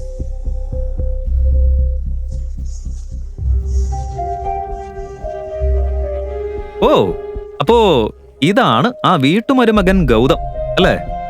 നിന്നെക്കുറിച്ച് ഞാൻ ഒരുപാട് കേട്ടിട്ടുണ്ട്. ഭാര്യയുടെ കയ്യിലുള്ള പണം ഉപയോഗിച്ച് ഭക്ഷണം കഴിച്ച് ജീവിക്കുന്നവനല്ലേ നീ? ഇന്നൊന്ന് നേരിൽ കാണാൻ പറ്റി. And for your kind information, നിന്നെ പോലെയുള്ള ലൂസേഴ്സിന് ഈ ബിൽഡിംഗിൽ ഒരു സ്ഥാനമില്ല. സോ യു ആക്ച്വലി ഞാനിവിടെ ഒരു ജോബ് ചോദിക്കാനാ വന്നത്. ജോബോ? സീരിയസ്ലി? ഇവിടെ അടിച്ചു വരാനും തുടയ്ക്കാനും പോലും വേക്കൻസി ഇല്ല. ഷനായ, എനിക്ക് തോന്നുന്നത് ഇവൻ സെക്യൂരിറ്റി ജോലിക്കായിരിക്കും വന്നത്. All the best. Brother in law, അവനിയുടെ സാലറി വീട്ടു ചെലവിന് തികയുന്നില്ല അല്ലേ? ബട്ട് നിനക്കിവിടെ ജോബ് കിട്ടാനുള്ള ചാൻസ് വളരെ കുറവാണ്. ഒരു കാര്യം ചെയ്യ്, ഇത് കയ്യിൽ വെച്ചോ. ഇത് നിനക്ക് ഉപകരിക്കും. ഇതാർക്ക് ഉപകരിക്കുമെന്ന് സമയം പറയട്ടെ. ഇത് സേഫായി വെച്ചോളൂ. നിനക്കത് എത്രയും പെട്ടെന്ന് വേണ്ടിവരും. എന്താ നീ പറഞ്ഞ? എന്ത് ധൈര്യമുണ്ടെന്ന് നിനക്ക് എന്നോട് ഇങ്ങനെ സംസാരിക്കാൻ? ഇനി മുതൽ നീ എന്തെങ്കിലും പറയുന്നതിനും ചെയ്യുന്നതിനും മുൻപ് ഒന്ന് ആലോചിച്ച് ചെയ്യും. മനസ്സിലായോ? എന്താ നീ എന്ത് ചെയ്യും? പറ, നിനക്ക് എന്ത് ചെയ്യാൻ പറ്റും? ബേബി വിട്ടേക്ക്. ഈ സ്ട്രീറ്റ് റൗഡിയോട് എന്തിനാ സംസാരിക്കുന്നത്? നമ്മൾ വന്ന കാര്യം തീർക്കാം. ഇവൻ അല്ലെങ്കിലും വേറെ ജോലിയൊന്നുമില്ലല്ലോ. ഷനായിയും സിദ്ധാർത്ഥും ചെയർമാന്റെ ക്യാബിനടുത്തേക്ക് പോയി നിൽക്കുകയായിരുന്നു. ഗൗതം പറഞ്ഞ വാക്കുകൾ സിദ്ധാർത്ഥിന്റെ മനസ്സിൽ ഇപ്പോഴും മുഴങ്ങിക്കൊണ്ടിരുന്നു.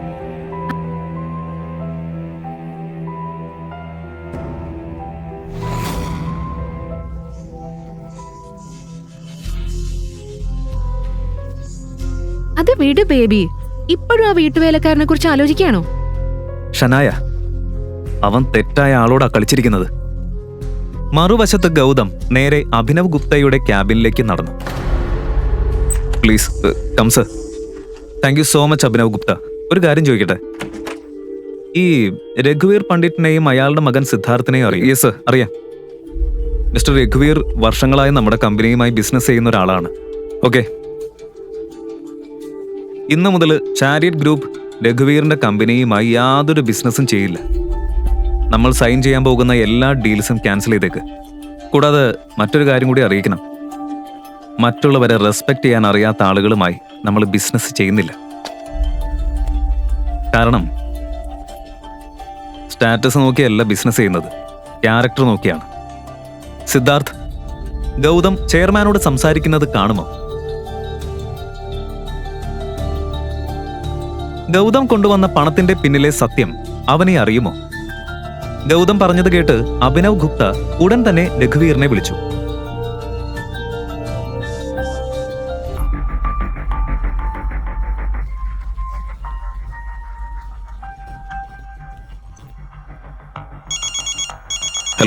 ഹലോ മിസ്റ്റർ രഘുവീർ, ഞാൻ അഭിനവ് ഗുപ്ത, ചാരിയറ്റ് ഗ്രൂപ്പിന്റെ പുതിയ ചെയർമാനാണ് സംസാരിക്കുന്നത്. യെസ് യെസ് മിസ്റ്റർ ഗുപ്ത പറയൂ. നിങ്ങൾക്ക് ഒരു ബാഡ് ന്യൂസ് ഉണ്ട്. ഇന്നു മുതൽ ചാരിയറ്റ് ഗ്രൂപ്പ് നിങ്ങളുമായി ബിസിനസ് ചെയ്യില്ല.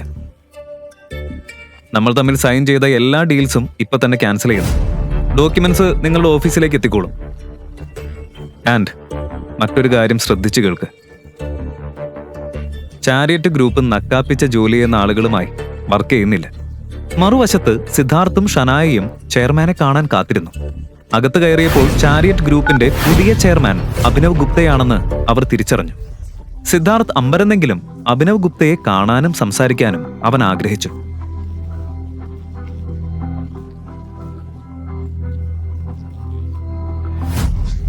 ഇനിയും എത്ര നേരം കാത്തിരിക്കണം? ചെയർമാൻ സാറിനെ വിളിക്കൂ. എന്റെ പേര് സിദ്ധാർത്ഥ് പണ്ഡിറ്റ്. അയാൾ എന്നെക്കുറിച്ച് കേട്ടിട്ടുണ്ടാവും.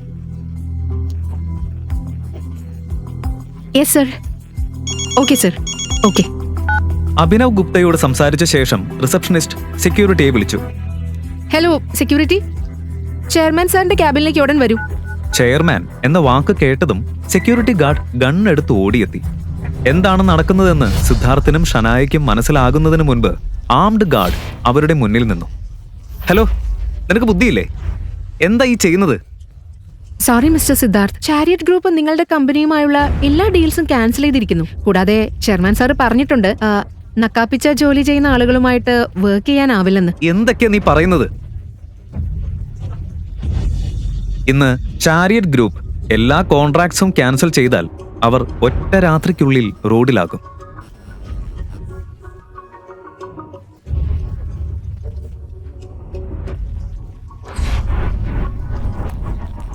ഇങ്ങനൊരു തീരുമാനം എങ്ങനെ പെട്ടെന്നെടുക്കും? സാർ എവിടെയാ? എനിക്കൊന്ന് കാണണം. സെക്യൂരിറ്റി, സെക്യൂരിറ്റി, ഇവരെ രണ്ടുപേരെയും ഉടൻ ഇവിടുന്ന് പുറത്തേക്ക് കൊണ്ടുപോകും. ഗാർഡ് സിദ്ധാർത്ഥിന്റെ കൈ മുറുകെ തിരിച്ച് അവനെ കുത്തി നിർത്തി. വേദന കൊണ്ട് സിദ്ധാർത്ഥ് നിലവിളിച്ചു. വിടു, വിട്! അത് കണ്ട ഷനായ ഓടി വന്ന് അവനെ രക്ഷിക്കാൻ ശ്രമിച്ചു. പ്ലീസ്, പ്ലീസ്, പ്ലീസ്, ഇങ്ങനെ ചെയ്യരുത്, ഞങ്ങൾ പോവാം. ഷനായയുടെ കണ്ണീരോടെ നിറഞ്ഞ മുഖം കണ്ട ഗാർഡ് ഉടൻ സിദ്ധാർത്ഥിന്റെ കൈവിട്ടു. അതേസമയം സിദ്ധാർത്ഥിന് രഘുവീർ പണ്ഡിറ്റിന്റെ കോൾ വന്നു. സിദ്ധാർത്ഥ്, നിനക്ക് ബുദ്ധിയില്ലേ? നീ എന്തിനാ ചാരിയറ്റ് ഗ്രൂപ്പിലേക്ക് പോയത്? അവരെല്ലാ ഡീൽസും ക്യാൻസൽ ചെയ്തു. നീ അവിടെ വെഡ്ഡിംഗ് കാർഡ് കൊടുക്കാനാണോ പോയത്? അല്ലെങ്കിൽ പ്രശ്നം ഉണ്ടാക്കാനോ? ഡാഡ്, ഞാൻ ഒന്നും ചെയ്തില്ല. ഞാൻ ഷനായയോടൊപ്പം കാർഡ് കൊടുക്കാനാ വന്നത്. എന്നിട്ട് ഞങ്ങൾക്ക് ചെയർമാനെയും കാണാനായില്ല. But shut up. നിന്റെ മണ്ടത്തരം എനിക്ക് എത്ര നഷ്ടം വരുത്തിയെന്നറിയോ? നമ്മൾ റോഡിലാവും. ഉടൻ അവിടെ നിന്ന് പുറത്തേക്ക് ഇറങ്ങ്.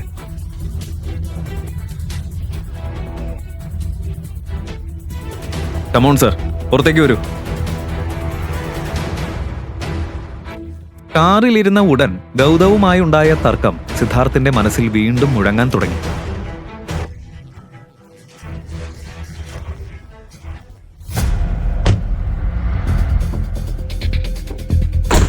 ഷനായ, ഇതെല്ലാം ആ ഗൗതം കാരണമാണെന്നാ എനിക്ക് തോന്നുന്നത്. എന്ത്? അവൻ എന്ത് ചെയ്യാൻ കഴിയും? അവൻ ഇവിടെ ഒരു ജോലി പോലുമില്ല. എങ്കിലും അവന്റെ മനസ്സിന്റെ ഏതോ കോണിൽ സംശയത്തിന്റെ ഒരു വിത്ത് മുളച്ചു തുടങ്ങി. ഇതിന്റെ പിന്നിൽ എന്താണെന്ന് ഞാൻ കണ്ടുപിടിച്ചിരിക്കും. സിദ്ധാർത്ഥിനെ പാഠം പഠിപ്പിച്ചതിന്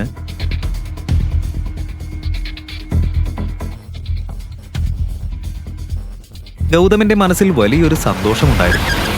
അടുത്ത നിമിഷം അവൻ എല്ലാ ഡോക്യുമെന്റ്സിലും സൈൻ ചെയ്ത് വീട്ടിലേക്ക് പുറപ്പെട്ടു. പക്ഷേ വീട്ടിലെത്തിയ ഉടൻ അവന്റെ ചിരിച്ച മുഖം ഒറ്റ നിമിഷം കൊണ്ട് കറുത്തു.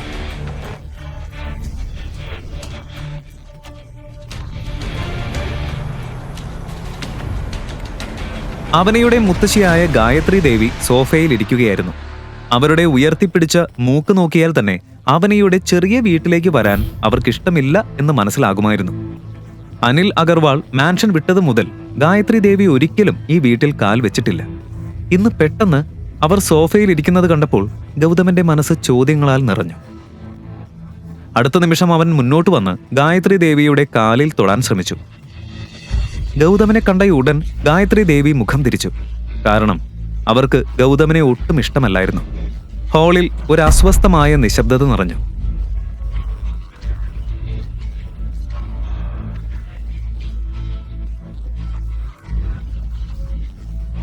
അമ്മ, ടീ. ഗായത്രി ദേവി കപ്പ് കയ്യിലെടുക്കാതെ തന്നെ മണത്തു നോക്കി. ഈ ചായയിൽ എന്തിനാ ഇത്രയും വെള്ളം ചേർത്ത് നശിപ്പിച്ചത്? പാൽക്കട്ടയൊക്കെ നീക്കിയിട്ടുണ്ടാക്കിയതാണോ? ചായയുടെ കടുപ്പം കുറയുന്നു, പക്ഷെ നീ തടിച്ചു വരുന്നുണ്ടല്ലോ. ഇത് ഡസ്റ്റ്ബിനിലേക്ക് എറിഞ്ഞോളൂ. ഗീത ഗൗതമനെ പരിഹസിക്കാൻ ഒരവസരവും പാഴാക്കാത്തതുപോലെ ആയിരുന്നു ഗായത്രി ദേവിക്ക്. ഗീതയെ അപമാനിക്കാൻ അവർ ഒരവസരവും പാഴാക്കില്ല. കേൾക്കൂ എല്ലാവരും, ഞാൻ വന്നത് ഷനായിയുടെ വെഡ്ഡിംഗ് കാർഡ് തരാനാണ്. സത്യത്തിൽ നിങ്ങൾ കല്യാണത്തിന് വരണമെന്ന് എനിക്ക് യാതൊരു നിർബന്ധവുമില്ല. പക്ഷേ ഫംഗ്ഷന് വരുന്നവർ സീനുണ്ടാക്കും. നിങ്ങൾ സമൂഹത്തിൽ നമ്മുടെ പേര് വലിയ രീതിയിൽ പ്രസിദ്ധമാക്കിയിട്ടുണ്ടല്ലോ. ഇത് പറഞ്ഞ് ഗായത്രി ദേവി അവനെയും ഗൗതമിനെയും നോക്കി. അവളുടെ കണ്ണുകൾ കോപം കൊണ്ട് നിറഞ്ഞിരുന്നു. വെഡിങ്ങിന് വരണം, പക്ഷെ കയ്യിലൊന്നുമില്ലാതെ വരരുത്. ഒരു വിലയേറിയ ഗിഫ്റ്റ് കൊണ്ടുവരണം. അനിലിന്റെ സഹോദരൻ സൗരഭ് ഷനായക്ക് 35 ലക്ഷം രൂപ വിലയുള്ള കാറാണ് ഗിഫ്റ്റ് ചെയ്യുന്നത്.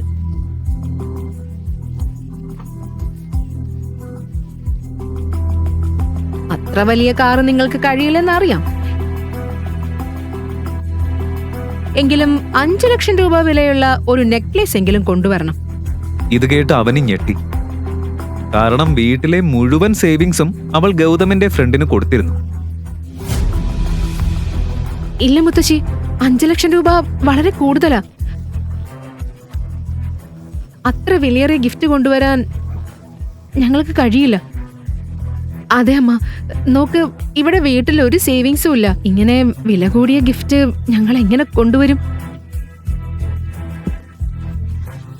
നിങ്ങളുടെ കിഡ്നിയോ അല്ലെങ്കിൽ ഈ വീട് വിറ്റാലും മതി, അതൊന്നും എനിക്കറിയണ്ട. പക്ഷേ ഗിഫ്റ്റ് കുറഞ്ഞത് 5 ലക്ഷം രൂപയെങ്കിലും വേണം. ഗായത്രി ദേവിയുടെ കോപഭരിതമായ ശബ്ദം കേട്ട് എല്ലാവരും തമ്മിൽ നോക്കി നിന്നു. പറയാനുള്ളത് പറഞ്ഞു തീർത്ത് അവർ കോപത്തോടെ വീട്ടിൽ നിന്ന് പുറത്തേക്ക് പോയി. 5 ലക്ഷം എന്നത് 5 രൂപ പോലെ പറയുന്നു. ഷനായുടെ വെഡിങ്ങിന് ഇത്രയും ഒരുക്കോ? അവനിയുടെ വെഡിങ് സമയത്ത് ഇവർക്ക് എന്തായിരുന്നു? മോം, അവനി, ഞാൻ നിന്റെ വെഡിങ്ങിന് വന്ന ഓരോ എൻവലപ്പും തുറന്നു നോക്കിയതാ. ഒരാളും 500-ൽ കൂടുതൽ ഇട്ടിരുന്നില്ല. എല്ലാവരും വന്ന് ഫ്രീ ആയിട്ട് ഫുഡ് കഴിച്ചു പോയി. ഇപ്പൊ ഷനായുടെ വെഡിങ്ങിന് 5 ലക്ഷം ഗിഫ്റ്റ്, 35 ലക്ഷം രൂപയുടെ കാർ. എന്തൊക്കെയാ പറയുന്നത്? എന്താ ഈ ഡ്രാമ ദൈവത്തിനറിയാം. അതെ ഗീത, പക്ഷേ അമ്മ പറഞ്ഞ കൊടുക്കേണ്ടി വരും. എന്താ കൊടുക്കേണ്ടത്? നിങ്ങൾക്ക് ബുദ്ധിയുണ്ടോ? അല്ലെങ്കിൽ തലായണയ്ക്കടിയിൽ വെച്ചിട്ടുണ്ടോ ഇത്രയും പണം? ഇപ്പൊ തന്നെ നിങ്ങൾ കാരണം 27 ലക്ഷം രൂപ കടമുണ്ട്. ഇത്രയും വിലയേറിയ ഗിഫ്റ്റ് എവിടെ നിന്ന് കൊടുക്കാനാ? അമ്മ എത്ര ദേഷ്യത്തിലാണെന്ന് കണ്ടില്ലേ? ഒരു കാര്യം ചെയ്യാം, ഈ വീട് പണയം വെക്കാം. അയ്യോ, അത് വെച്ച് നെക്ലസും വാങ്ങാം. ബാക്കി പണം ഗൗതമിന്റെ ഫ്രണ്ടിനും കൊടുക്കാം. എന്താ നിങ്ങൾ ഇവിടെ ഇരുന്ന് സംസാരിക്കുന്നത്? ഷനായുടെ വെഡിങ്ങിന് എക്സ്പെൻസീവ് ഗിഫ്റ്റ് കൊടുക്കാൻ വീട് പണയം വെക്കാനോ?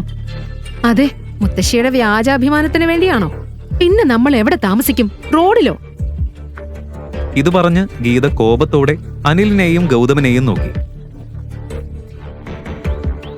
അവനി, എന്റെ കയ്യിൽ കുറച്ച് പണമുണ്ട്. നമുക്ക് ഒരു ചീപ്പ് നെക്ലേസ് വാങ്ങാം. ശരി മോം, മാർക്കറ്റില് ഡെലിക്കേറ്റ് ആൻഡ് ക്ലാസി ഡിസൈൻസ് ഉണ്ടാകും. I know. ഗൗതം, കാർ എടുക്ക്, പോവാം. കുറച്ചു നേരം കൊണ്ട് എല്ലാവരും ജോധ്പൂരിന്റെ ഓൾഡ് മാർക്കറ്റിലേക്ക് പുറപ്പെട്ടു. ഗൗതം കാർ ഒരു വലിയ ജ്വല്ലറി ഷോപ്പിന്റെ മുന്നിൽ നിർത്തി.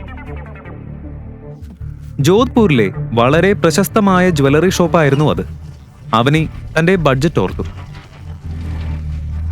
അതായത് വളരെ കുറഞ്ഞ തുക. എങ്കിലും കുറച്ച് ആലോചിച്ച ശേഷം എല്ലാവരും അകത്ത് കയറി.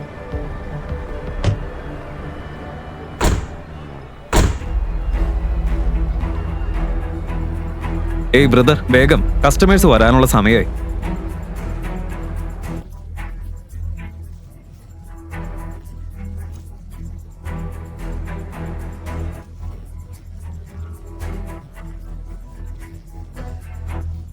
അവരകത്ത് കയറുമ്പോൾ ഒരു കൂറ്റൻ ആൾ ചിരിച്ചുകൊണ്ട് സ്വീകരിച്ചു. Good morning, good morning.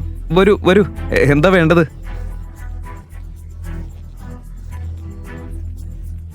ഒരു നെക്ലേസും മാച്ചിങ് ഇയറിംഗ്സും നോക്കണം.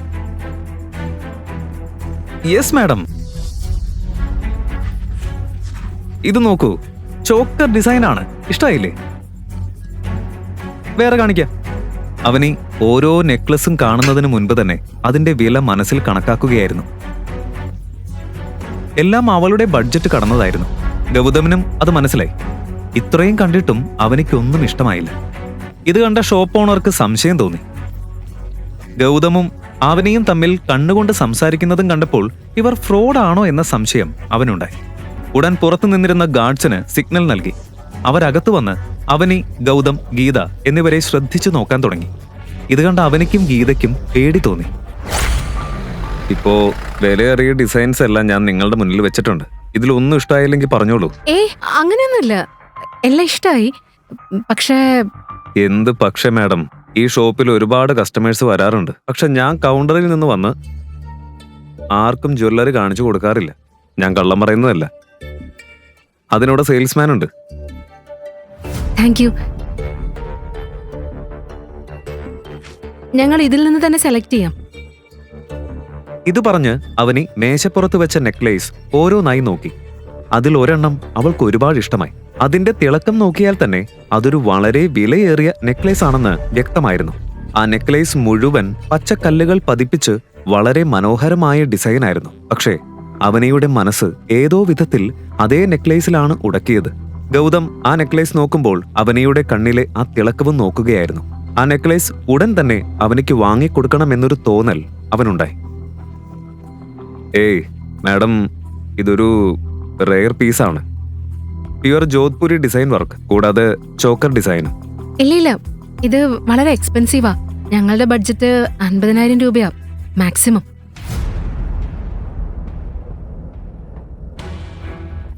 നിങ്ങൾ എന്താ ചെയ്യുന്നേ? എന്താ ഇത്? പിന്നെന്ത് ചെയ്യണം? പാക്ക് ചെയ്ത് നിങ്ങൾക്ക് തരാനോ? മാഡം, ഇങ്ങനെ വിലയേറിയ ജ്വല്ലറി വാങ്ങാൻ കഴിവില്ലെങ്കിൽ ആദ്യം തന്നെ പറഞ്ഞൂടെ? ഇത്രയ്ക്ക് എക്സ്പെൻസീവ് സെറ്റ് എല്ലാം എടുത്ത് കാണിക്കേണ്ടി വരില്ലായിരുന്നല്ലോ. എവിടെന്നാ നിങ്ങളൊക്കെ കയറി വരുന്നതെന്നറിയില്ല. ബ്രദർ, എല്ലാം പാക്ക് ചെയ്ത് വെക്കേ. നിങ്ങൾക്ക് ഇത്ര ബഡ്ജറ്റ് ഇല്ലെങ്കിൽ ആദ്യം തന്നെ പറഞ്ഞൂടെ? ഇതെല്ലാം റയർ നെക്ലസ് പീസസ് ആണെന്ന് അറിയോ നിങ്ങൾക്ക്? ഞങ്ങൾ എന്ത് ചെയ്തു? ഞങ്ങൾ വന്നത് മുതൽ ഈ ജെന്റിൽമാൻ തന്നെയാണ് ജ്വല്ലറി എല്ലാം എടുത്ത് കാണിച്ചത്. അതിന് ഞങ്ങളുടെ തെറ്റെന്താ? എന്താ ഇത്? വാവ്, കള്ളനെ പിടിച്ച പോലീസുകാരനെ പോലെ സംസാരിക്കുകയാണല്ലോ. എനിക്ക് മുമ്പേ മനസ്സിലായിരുന്നു നിങ്ങൾ പോക്കറ്റിൽ 5 പൈസ പോലും ഇല്ലാതെ വില കൂടിയ സാധനങ്ങൾ കാണാൻ വന്നതാണെന്ന്. മതി, നിർത്തിക്കോ നിന്റെ സംസാരം. കുറെ നേരമായി. രാജു, പോലീസിനെ വിളിക്കേ. ഷോപ്പിലേക്ക് വന്ന് നമ്മളെ ഭീഷണിപ്പെടുത്തുന്നു. ഗൗതം, പോവാം. ചെല്ലു മാഡം, പോ. ഇതുപോലെ വേറെ ആരുടെയെങ്കിലും സമയം കളയാനല്ലേ? ഇയാൾ എന്താ പറയുന്നത്?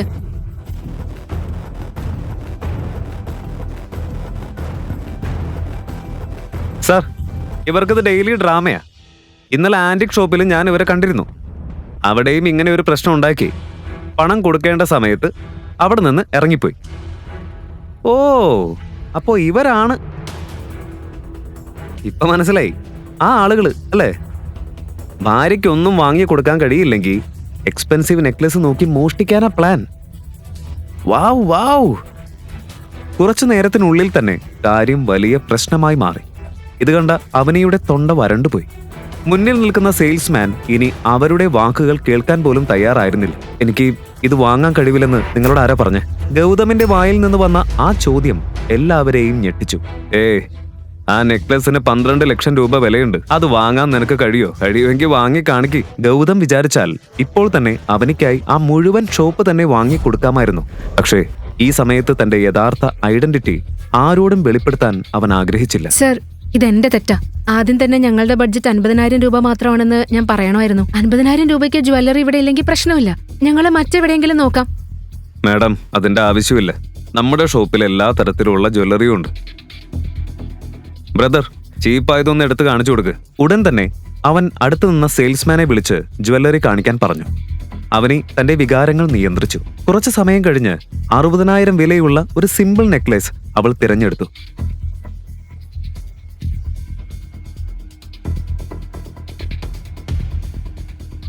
മോം, ഇതിന് പേയ്മെന്റ് ചെയ്യ്. നെക്ലേസ് പാക്ക് ചെയ്ത് കിട്ടിയ ശേഷം അവനി ഗീതയെ നോക്കി. എന്റെ എല്ലാ മൂടും പോയി. ഇതൊക്കെ ഈ ഗൗതം കാരണമാണ്. അവന്റെ പോക്കറ്റിൽ കുറെ പണം ഉള്ള പോലെ നമ്മൾ ഈ എക്സ്പെൻസീവ് ഷോപ്പിൽ കൊണ്ടുവന്നത്. ഇതാ പണം. ഗീത ഉടൻ പേഴ്സിൽ നിന്ന് പണമെടുത്ത് ക്യാഷ് കൗണ്ടറിൽ കൊടുത്തു. ദാ ഇത് കൊടുക്ക്. ശേഷം അവർ ഷോപ്പിൽ നിന്ന് പുറത്തേക്ക് നടന്നു. അനിലും അവനിയും നെക്ലസ് ബാഗ് എടുത്ത് അവളുടെ പിന്നാലെ പുറത്തുപോയി. പക്ഷേ ഗൗതം അപ്പോഴും അവിടെ തന്നെ നിന്നുകൊണ്ട് ഷോപ്പ് ഓണറിനെ കോപത്തോടെ നോക്കുകയായിരുന്നു. എന്താ ബ്രദർ, നിന്റെ ഭാര്യ പോയില്ലേ? ചെല്ല്, പോക്കറ്റിൽ പണമില്ലെങ്കിൽ ആകാശത്ത് കോട്ട കെട്ടരുത്. ഇത് കേട്ട് ഗൗതം ഗേറ്റ് വഴി പുറത്തേക്ക് നടന്നു.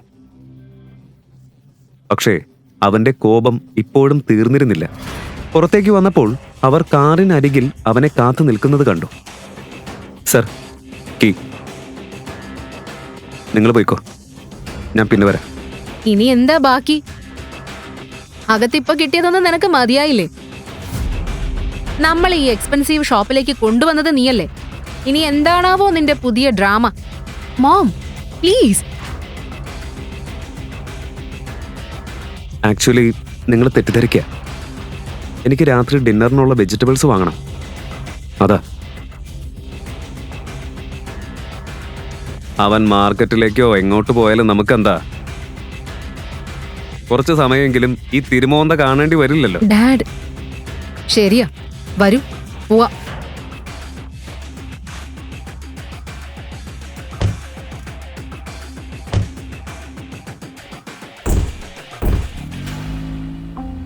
അവർ പോകുന്നതും നോക്കി ഗൗതം അവിടെ നിന്നു. അവനിയുടെ കാർ കണ്ണിൽ നിന്ന് മറഞ്ഞതോടെ അവൻ തന്റെ ഷർട്ട് സ്ലീവ്സ് മടക്കി വീണ്ടും അതേ ജ്വല്ലറി ഷോപ്പിലേക്ക് നടന്നു.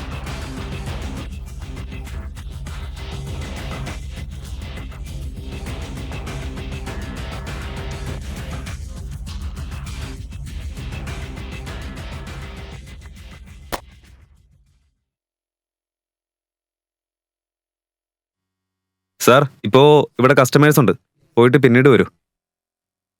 ഞാൻ ആ 12 ലക്ഷം രൂപ വിലയുള്ള നെക്ലസ് വാങ്ങാൻ വന്നത്. ഗൗതം പറഞ്ഞത് കേട്ട ഉടൻ സെയിൽസ്മാൻ എല്ലാവരും ചിരിക്കാൻ തുടങ്ങി. ഓണർക്കും ചിരി അടക്കാൻ കഴിഞ്ഞില്ല. നെക്ലസോ? നിന്റെ തലച്ചോറ് ഭാര്യയുടെ പേഴ്സിൽ വെച്ചിട്ടാണോ വന്നത്? ഇവന്റെ ഉള്ളിലാണേ, ഇപ്പോഴാ ഉണർന്നേന്ന് തോന്നുന്നു. നിങ്ങളുടെ തമാശയൊക്കെ കഴിഞ്ഞെങ്കിൽ ഇനി പ്രധാന കാര്യത്തിലേക്ക് വരാം. നീ ശരിക്കും ആ നെക്ലസ് വാങ്ങോ? അത് വാങ്ങാനുള്ള സ്റ്റാറ്റസ് നിനക്കില്ല. എന്റെ സ്റ്റാറ്റസ് എന്താണെന്ന് നിങ്ങൾക്ക് ചിന്തിക്കാൻ പോലും കഴിയും. ഇപ്പോൾ ഞാനിവിടെ വന്നിരിക്കുന്നത് ഒരു കസ്റ്റമറായിട്ടാ. ഒരുപാട് നേരമായി നീ.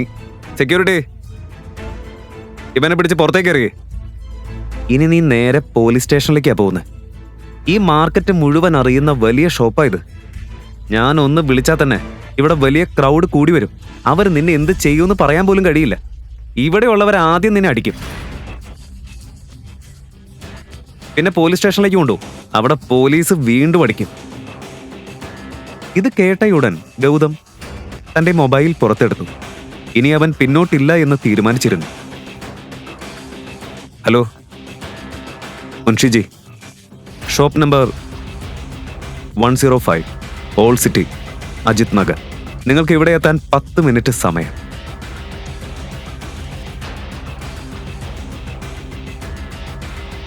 ആരെയാ വിളിച്ചത്? ആരത്? നീ വിളിച്ചാ വന്ന ഉടനെ നിന്നെ രക്ഷിച്ചു കൊണ്ടുപോവാൻ. അത് അടുത്ത 10 മിനിറ്റിനുള്ളിൽ നിങ്ങൾക്ക് മനസ്സിലാവും. സെയിൽസ്മാന്റെ മുഖം കോപം കൊണ്ട് ചുവന്നു. അതേസമയം ചുറ്റുമുണ്ടായിരുന്ന ചിലർ അവസരം നോക്കി ഗൗതമിനെ പരിഹസിക്കാൻ തുടങ്ങി. ഈ രാജ്യത്ത് ദാരിദ്ര്യത്തിന്റെ പ്രശ്നമൊന്നുമില്ല. പ്രശ്നം ഇങ്ങനെയുള്ള തട്ടിപ്പുകാരാ. അത് ഒന്ന് നോക്കുവന്. ഇത്ര ഇൻസൾട്ട് ആയിട്ടും ഇപ്പോഴും മുന്നിൽ തന്നെ നിൽക്കുക. ഇവരുടെ സ്വഭാവം തന്നെ ഇത്. കള്ളന്മാർക്കും തട്ടിപ്പുകാർക്കും എന്ത് ലജ്ജ. കണ്ടില്ലേ നെഞ്ചും വിരിച്ചു നിൽക്കുന്നത്. ഷോപ്പിന്റെ ഓരോ കോണിലും ചർച്ചകൾ തുടങ്ങി. അതേസമയം ചിലർ 10 മിനിറ്റ് കഴിഞ്ഞാൽ എന്താണ് നടക്കാൻ പോകുന്നത് എന്ന് കാത്തിരുന്നു. അപ്പോഴേക്കും നിരവധി എക്സ്പെൻസീവ് കാർസ് ഷോപ്പിന്റെ മുന്നിൽ വന്ന് നിർത്തി. കാറുകൾ നിർത്തിയ ഉടൻ ശക്തരായ പരുക്കന്മാരായ ബോഡി ഗാർഡ്സ് കയ്യിൽ ഗൺ പിടിച്ച് ഷോപ്പിന്റെ പുറത്തു നിന്നു. അതേസമയത്ത് മുൻഷിജി കാറിൽ നിന്നിറങ്ങി ഷോപ്പ് മുഴുവൻ ശ്രദ്ധിച്ചു നോക്കാൻ തുടങ്ങി. മുൻഷിജി ഷോപ്പിലേക്ക് കയറിയ ഉടൻ തന്നെ ഗൗതം അവിടെ നിൽക്കുന്നത് കണ്ടു. ബോഡിഗാർഡ്സ് എല്ലാം അപ്പോഴേക്കും ഷോപ്പ് മുഴുവൻ വളഞ്ഞിരുന്നു. മുൻഷിജി എത്തിയതോടെ ഷോപ്പിനുള്ളിൽ വീണ്ടും ആളുകൾ തമ്മിൽ ചർച്ചകൾ തുടങ്ങി.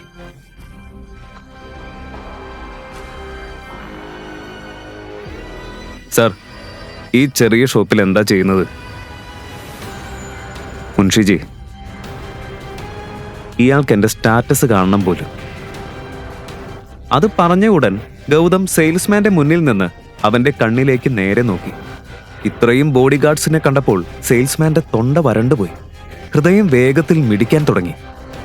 ഗൗതം തന്റെ യഥാർത്ഥ സത്യം പുറത്തു കൊണ്ടുവരുമോ? ഇപ്പോൾ ഷോപ്പിൽ എന്താണ് നടക്കാൻ പോകുന്നത്? സാറിനോട് ഇങ്ങനെ സംസാരിക്കാൻ ഇത്ര ധൈര്യം നിങ്ങൾക്ക് എവിടെന്നാ കിട്ടിയത്? നിങ്ങൾ ആരുടെ മുന്നിലാ നിൽക്കുന്നതെന്നറിയോ? 1 മിനിറ്റ് മതി, വെറും 1 മിനിറ്റ്.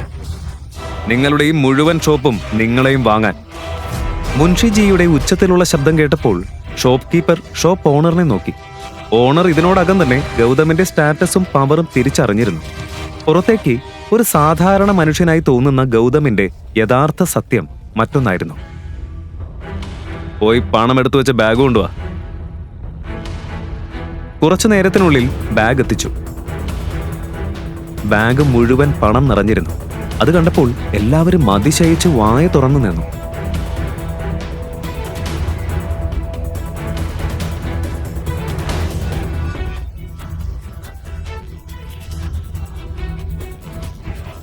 മറുവശത്ത് ഷോപ്പ് ഓണറിന്റെ കാലുകൾ വിറയ്ക്കാൻ തുടങ്ങി. അടുത്ത നിമിഷം അവൻ ഗൗതമിന്റെ കാലിൽ വീണു. രാജ, ദയവായി ക്ഷമിക്കണം സാർ. എനിക്ക് തെറ്റുപറ്റിയതാ. ദയവായി എനിക്ക് മാപ്പ് തരണം.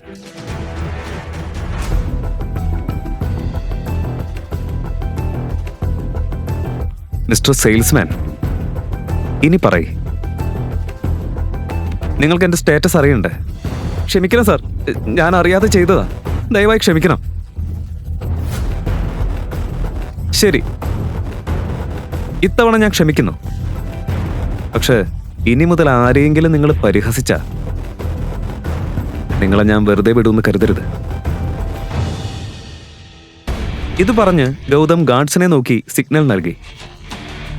കുറച്ചു മുൻപ് ഗൗതമനെ പരിഹസിച്ചിരുന്ന ആളുകൾ ഇപ്പോൾ അവനെ വേറൊരു റെസ്പെക്ട് കൊണ്ട് നോക്കുകയായിരുന്നു. ഇപ്പോ എന്റെ വൈഫിന് ഇഷ്ടമായിരുന്ന ആ നെക്ലസ് എടുത്ത് കാണിക്കേ. യെസ്, തീർച്ചയായും. എന്താ ഈ നോക്കി നിൽക്കുന്നത്? അത് വേഗം എടുത്തുകൊണ്ട് വരൂ. ഗൗതം ആ നെക്ലസ് നോക്കി ചെറുതായി ചിരിച്ചു. കുറച്ചു സമയത്തിനുള്ളിൽ തന്നെ അവൻ ഷോപ്പിൽ നിന്ന് നിരവധി എക്സ്പെൻസീവ് ജ്വല്ലറി വാങ്ങി. ഇത് കണ്ടപ്പോൾ ഷോപ്പ് ഓണേഴ്സ് എല്ലാം അത്ഭുതത്തോടെ നിന്നു. ശരി,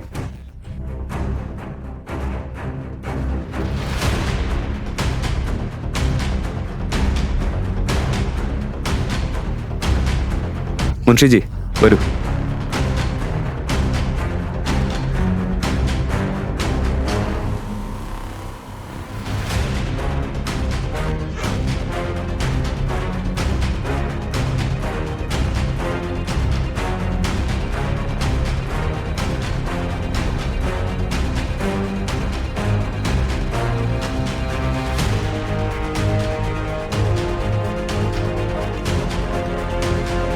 മുൻഷിജി, ഈ ജ്വല്ലറി എല്ലാം നന്നായി പാക്ക് ചെയ്യും. കൂടാതെ കുറച്ച് എക്സ്പെൻസീവ് ഗിഫ്റ്റ് കൂടി ചേർക്ക്. നാളെ അവനിയുടെ കസിന്റെ വെഡിങ് ആണ്. അവൾക്ക് ആരുടെയും മുന്നിൽ നാണം കെടേണ്ടി വരരുത്. അതിനാൽ ഈ ഗിഫ്റ്റ് എല്ലാം അവനിയുടെ പേരിൽ അവിടെ എത്തിച്ചു കൊടുക്കണം. ആ പിന്നെ ആ ബ്ലൂ കളർ ബോക്സ് സെപ്പറേറ്റ് ആയിട്ട് വെക്കണം. ശരി സർ, അത് ഞാൻ എൻ്റെ കൈകൊണ്ട് തന്നെ അവനിക്ക് ഗിഫ്റ്റ് ചെയ്യും. ശരി സാർ, നിങ്ങൾക്ക് ഇഷ്ടമുള്ളതുപോലെ. ചെറിയ വായിൽ വലിയ വാക്ക് പറയുകയല്ല. പക്ഷേ സാർ, സത്യങ്ങളൊന്നും അവനോട് പറയാത്തതെന്താ? ഞാൻ പറയും മുൻഷിജി, പക്ഷേ ഇപ്പൊ ശരിയായ സമയമല്ല. സമയം വന്നാൽ ഞാൻ തന്നെ പറയും. അത് ശരിയാ. നിങ്ങളുടെ ഇൻലോസ് നിങ്ങൾ രാഞ്ചൂറിലെ രാത്തോറാണെന്ന് അറിഞ്ഞാൽ അവരൊരിക്കലും നിങ്ങളെ അവനോട് ഡിവോഴ്സ് ചെയ്യാൻ അനുവദിക്കില്ല. ശരി മുൻഷിജി, ഞാൻ പോട്ടെ. ഗൗതം ഒന്നും പറഞ്ഞില്ല. പക്ഷേ മുൻഷിജി പറഞ്ഞ വാക്കുകൾ അവനെ സന്തോഷിപ്പിച്ചില്ലെന്ന് അവന്റെ കണ്ണുകളിൽ നിന്ന് വ്യക്തമായിരുന്നു. എളുപ്പമുള്ള പൂക്കളുടെ വഴിയിൽ അവൻ എന്തുകൊണ്ടാണ് ഈ മുള്ളുകളുള്ള വഴി തിരഞ്ഞെടുത്തതെന്ന് മുൻഷിജിക്കും മനസ്സിലായില്ല. വെജിറ്റബിൾസ് വാങ്ങി തിരിച്ച് വീട്ടിലെത്തിയപ്പോൾ അവന്റെ മുഖത്തുണ്ടായിരുന്ന സന്തോഷം ഇല്ലാതായി. വീട്ടിൽ ഇതിനോടകം തന്നെ മറ്റൊരു തർക്കം തുടങ്ങിയിരുന്നു. ഗീത ഗൗതമിനെ കാത്തിരിക്കുകയായിരുന്നു. വാ വാ വാ, വരൂ മഹാരാജാവേ. പച്ചക്കറി വാങ്ങാൻ നീ വേറെ രാജ്യത്തേക്കാണോ പോയത്? ഇല്ല, അങ്ങനെയൊന്നുമില്ല. ശരിക്കും ഞാൻ... മിണ്ടാതിരിക്കെ. ഇന്നും എന്റെ മകള് നീ കാരണം ബാക്കിയുള്ളവരുടെ മുന്നിൽ നാണം കിട്ടും. മോം, മുജ്ജന്മത്തിലെ ഏത് പാപത്തിനാണാവോ ദൈവം എന്നെ ഇങ്ങനെ ശിക്ഷിക്കുന്നത്? അവനി, ഇപ്പൊ തന്നെ നീ ഇവനെ ഡിവോഴ്സ് ചെയ് പ്ലീസ്. അവനി മോം, വീണ്ടും ഇത് തുടങ്ങണ്ട. ഈ തവണ ഗൗതമിന്റെ തെറ്റല്ല. പക്ഷെ ഓരോ ദിവസവും ഈ ഡിവോഴ്സ് എന്ന വാക്ക് കേട്ട് ഞാൻ മടുത്തു. പിന്നെ ഞാൻ എന്ത് ചെയ്യണം? ഇവനെ കണ്ടാൽ തന്നെ എനിക്ക് ശ്വാസം മുട്ടുന്നു. ദൈവമേ, ഈ പെൺകുട്ടിക്ക് മനസ്സിലാക്കി കൊടുക്ക്. ഇവക്കിപ്പൊ ഞാൻ പറയുന്നതൊന്നും കേക്കണ്ട. ഇന്നും അവളുടെ പിന്നാലെ എത്രയോ ബോയ്സ് നടക്കാണ്. പക്ഷേ ഗീതയുടെ കരച്ചിലും ഡ്രാമയും പുതിയ കാര്യമല്ല. ഇങ്ങനെ ഇമോഷണൽ ബ്ലാക്ക്മെയിൽ ചെയ്ത് അവനെയെ സമ്മർദ്ദത്തിലാക്കുന്നത് അവൾക്ക് പതിവായിരുന്നു. ഗൗതം, നീ കിച്ചണിലേക്ക് പോയിട്ട് എന്തെങ്കിലും ഭക്ഷണം തയ്യാറാക്ക്. അമ്മയെ ഞാൻ ഡീൽ ചെയ്യാം കേട്ടോ. വായിക്ക് രുചിയുള്ള വല്ലതും ഉണ്ടാക്കണം. പിന്നെ സിങ്കിൽ ഒരു പാത്രം പോലും ഞാൻ കാണാൻ പാടില്ല. ഓ. അടുത്ത നിമിഷം തന്നെ ഗൗതം കിച്ചണിലേക്ക് പോയി. പക്ഷേ ഗീതയുടെ കോപം ഇപ്പോഴും മാറിയിരുന്നില്ല. അവളുടെ കണ്ണുകളിൽ കണ്ണീരും നിറഞ്ഞിരുന്നു.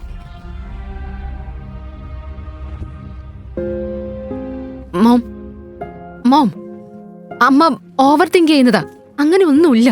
പ്ലീസ് മോളെ, പ്ലീസ്. ഇനിയും വൈകിട്ടില്ല. പിന്നെ നീ ഇതിന് റിഗ്രറ്റ് ചെയ്യും. ഇന്ന് തന്നെ നീ അവനെ ഡിവോഴ്സ് ചെയ്യും. പ്ലീസ് മോളെ. വീണ്ടും അതേ കാര്യ പറയുന്നത്. ഞാനിനി അമ്മ എങ്ങനെയാ പറഞ്ഞ് മനസ്സിലാക്കണ്ടേ? നിങ്ങൾ എത്ര പറഞ്ഞാലും ഞാൻ ഒരിക്കലും ഗൗതമനെ ഡിവോഴ്സ് ചെയ്യില്ല. ഇത് ഫൈനലാ. മോളെ, ദയവായി ഇത് മനസ്സിലാക്ക്. അവനി, അവനി.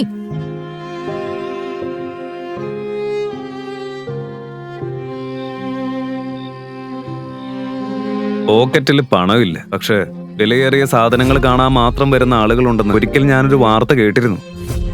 ഇന്ന് അവനെ ഡിവോഴ്സ് ചെയ്യാൻ നിരസിച്ചെങ്കിലും ജ്വല്ലറി ഷോപ്പിൽ നേരിട്ട അപമാനം അവളുടെ മനസ്സിൽ ഇപ്പോഴും ഉണ്ടായിരുന്നു. ഗൗതം റൂമിലേക്ക് വന്ന ഉടൻ സാൻഡ്വിച്ച് ഉള്ള പ്ലേറ്റ് വെച്ച് അവനെയെ നോക്കി. അവനെ, ഗിഫ്റ്റിന്റെ കാര്യം ആലോചിച്ച് നീ അധികം വിഷമിക്കണ്ട. ഞാൻ എന്തെങ്കിലും അറേഞ്ച് ചെയ്യാൻ ശ്രമിക്കാം. നീ അറേഞ്ച് ചെയ്യൂ? എങ്ങനെ?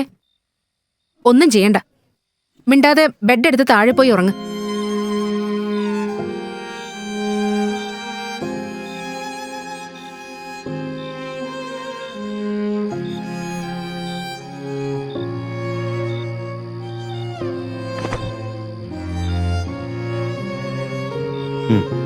Good night. ഗിഫ്റ്റ് വാങ്ങാൻ കഴിയാത്തതിന്റെ കോപം അവനിയുടെ ശബ്ദത്തിൽ വ്യക്തമായിരുന്നു. പക്ഷേ ഗായത്രി ദേവിക്കായി ഗൗതം ഇതിനോടകം തന്നെ പല ഗിഫ്റ്റ്സും വാങ്ങിയിട്ടുണ്ടെന്ന കാര്യം അവൾക്കറിയില്ലായിരുന്നു. അത് കാണുമ്പോൾ നാളെ അവന് വലിയ ഷോക്കാകാനിരിക്കുകയാണ്.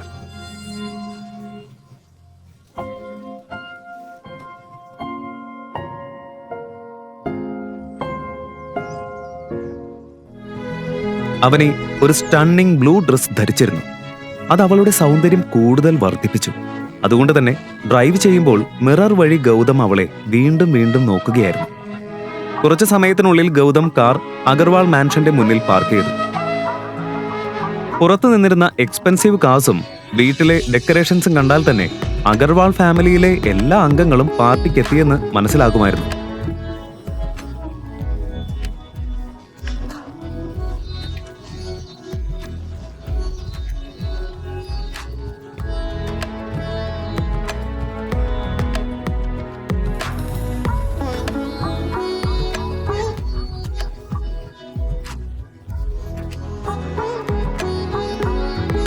അവർ വീടിനകത്ത് കയറുന്ന ഉടൻ അവിടെ ഉണ്ടായിരുന്ന ആളുകൾ അവരെ നോക്കി തുടങ്ങുകയായിരുന്നു. ചിലർ ഗൗതമിനെ കണ്ട് ചിരിക്കുകയും തമാശ പറയുകയും ചെയ്തു. ചിലർ അവനെ കണ്ടയുടൻ തന്നെ മുഖം തിരിച്ചു. ഗീതയും അനിലും ഗായത്രി ദേവിയെ കാണാൻ അവരുടെ റൂമിലേക്ക് പോയി. കാരണം എല്ലാ ഗിഫ്റ്റ് ഐറ്റംസും അവിടെയാണ്. അവർ പോയതോടെ അവനെയും ഗൗതമിൽ നിന്ന് മാറി ബാത്റൂമിലേക്ക് നടന്നു.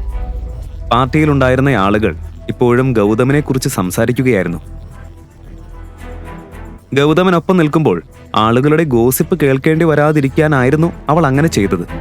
പക്ഷേ റൂമിന്റെ പുറത്തെത്തിയ ഉടൻ അവനി തന്റെ മുത്തശ്ശിയുടെ കോപഭരിതമായ ശബ്ദം കേട്ടു. എന്താ നിങ്ങൾ കൊണ്ടുവന്നത്?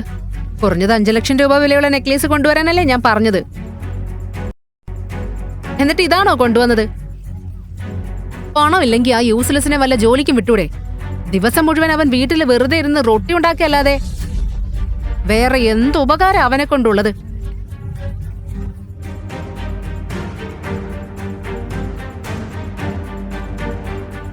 മുത്തശ്ശി, എന്താ സംഭവിച്ചത്? അമ്മയും അച്ഛനെയും ഇത്രയും പറയാൻ അവരെന്താ ചെയ്തത്?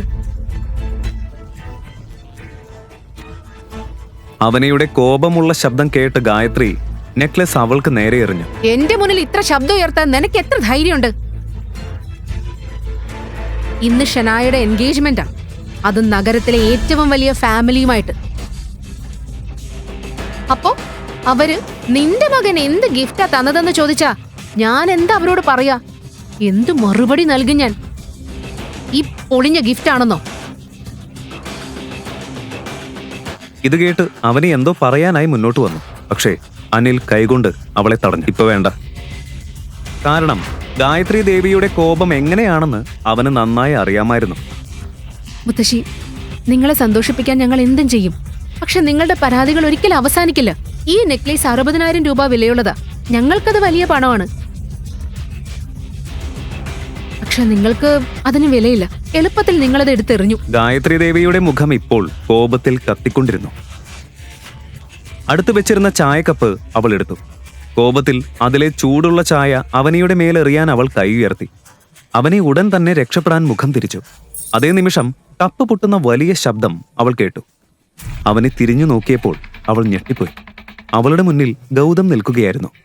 ഗായത്രിയുടെ കൈ പിടിച്ച് കപ്പ് മതിലിലേക്ക് എറിഞ്ഞത് അവനായിരുന്നു. നീയോ?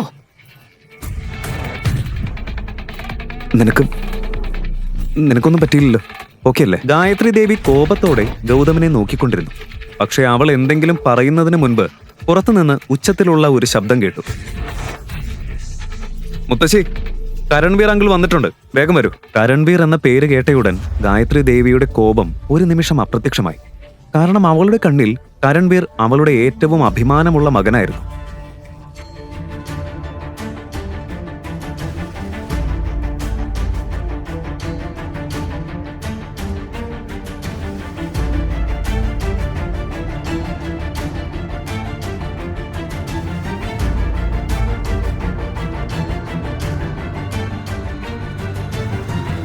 ഗായത്രി ദേവി കരൺവീറിനെ കാണാൻ റൂമിൽ നിന്ന് പുറത്തേക്ക് പോകാൻ ഒരുങ്ങുമ്പോൾ വില കൂടിയ സ്യൂട്ട് ധരിച്ച 6 അടി ഉയരമുള്ള ഒരാൾ അകത്തേക്ക് കയറി വന്നു.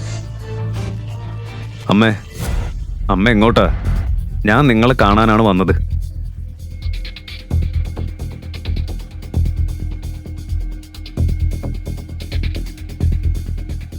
ഓ, ചേട്ടനും മുഴുവൻ ഫാമിലിയായി എത്തിയല്ലോ.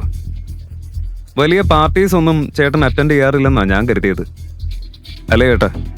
അയ്യോ, അതൊന്നും പറയണ്ട. നോക്ക്, വെറും 60,000 രൂപ വിലയുള്ള ഒരു പാഴ് നെക്ലേസ് കൊണ്ടുവന്നിരിക്കേ ഇവര്.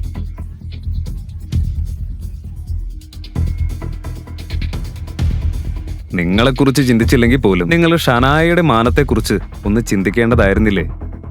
നാളെ അവൾ അന്യമായ ഒരു വീട്ടിലേക്കാണ് പോകുന്നത്. ഈ ഗിഫ്റ്റ് കാരണം അവൾ എത്ര പരിഹാസങ്ങൾ കേൾക്കേണ്ടി വരുമെന്ന് നിങ്ങൾക്കറിയോ?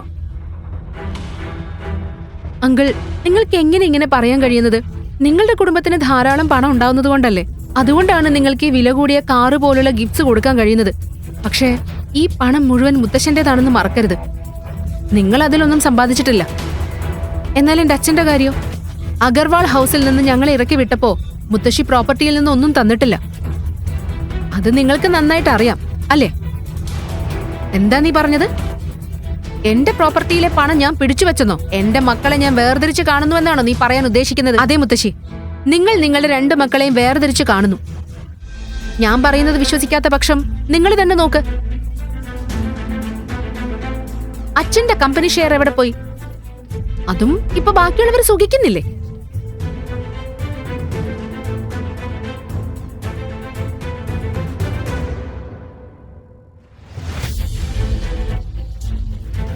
വെറുതെ ഈ വർത്താനം പറയുന്നത് നിർത്ത്. ഇന്ന് എത്ര സന്തോഷമുള്ള ദിവസാ. ഇത്തരത്തിലുള്ള യൂസ്ലെസ് കാര്യങ്ങളിൽ എന്തിനു സമയം കളയുന്നു എന്നാണ് ഞാൻ ഉദ്ദേശിച്ചത്. എൻ്റെ കൂടെ വാ. ഞാൻ കാർ കൊണ്ടുവന്നിട്ടുണ്ട്. ഷനായെയും താഴേക്ക് വിളിച്ചിട്ടുണ്ട്. ശരി, വരാം. പക്ഷേ ഇതിവിടെ തീരുന്നില്ല. നിങ്ങൾക്ക് ഞാൻ മറുപടി തരാം. എങ്ങനെയെന്ന് നിങ്ങൾ തന്നെ കാത്തിരുന്ന് കണ്ടോ. വരൂ അമ്മേ. ഇനി ഗായത്രി ദേവി എന്താണ് ചെയ്യാൻ പോകുന്നത്? പാർട്ടിയിൽ മുൻഷിജി എത്തിയാൽ എന്താണ് സംഭവിക്കുക? ഈ എല്ലാ ചോദ്യങ്ങൾക്കും ഉത്തരമറിയാൻ കാണൂ റോയൽ വാരിയേഴ്സ് പോക്കറ്റ് FM-ൽ മാത്രം. Download the app now. Link in description.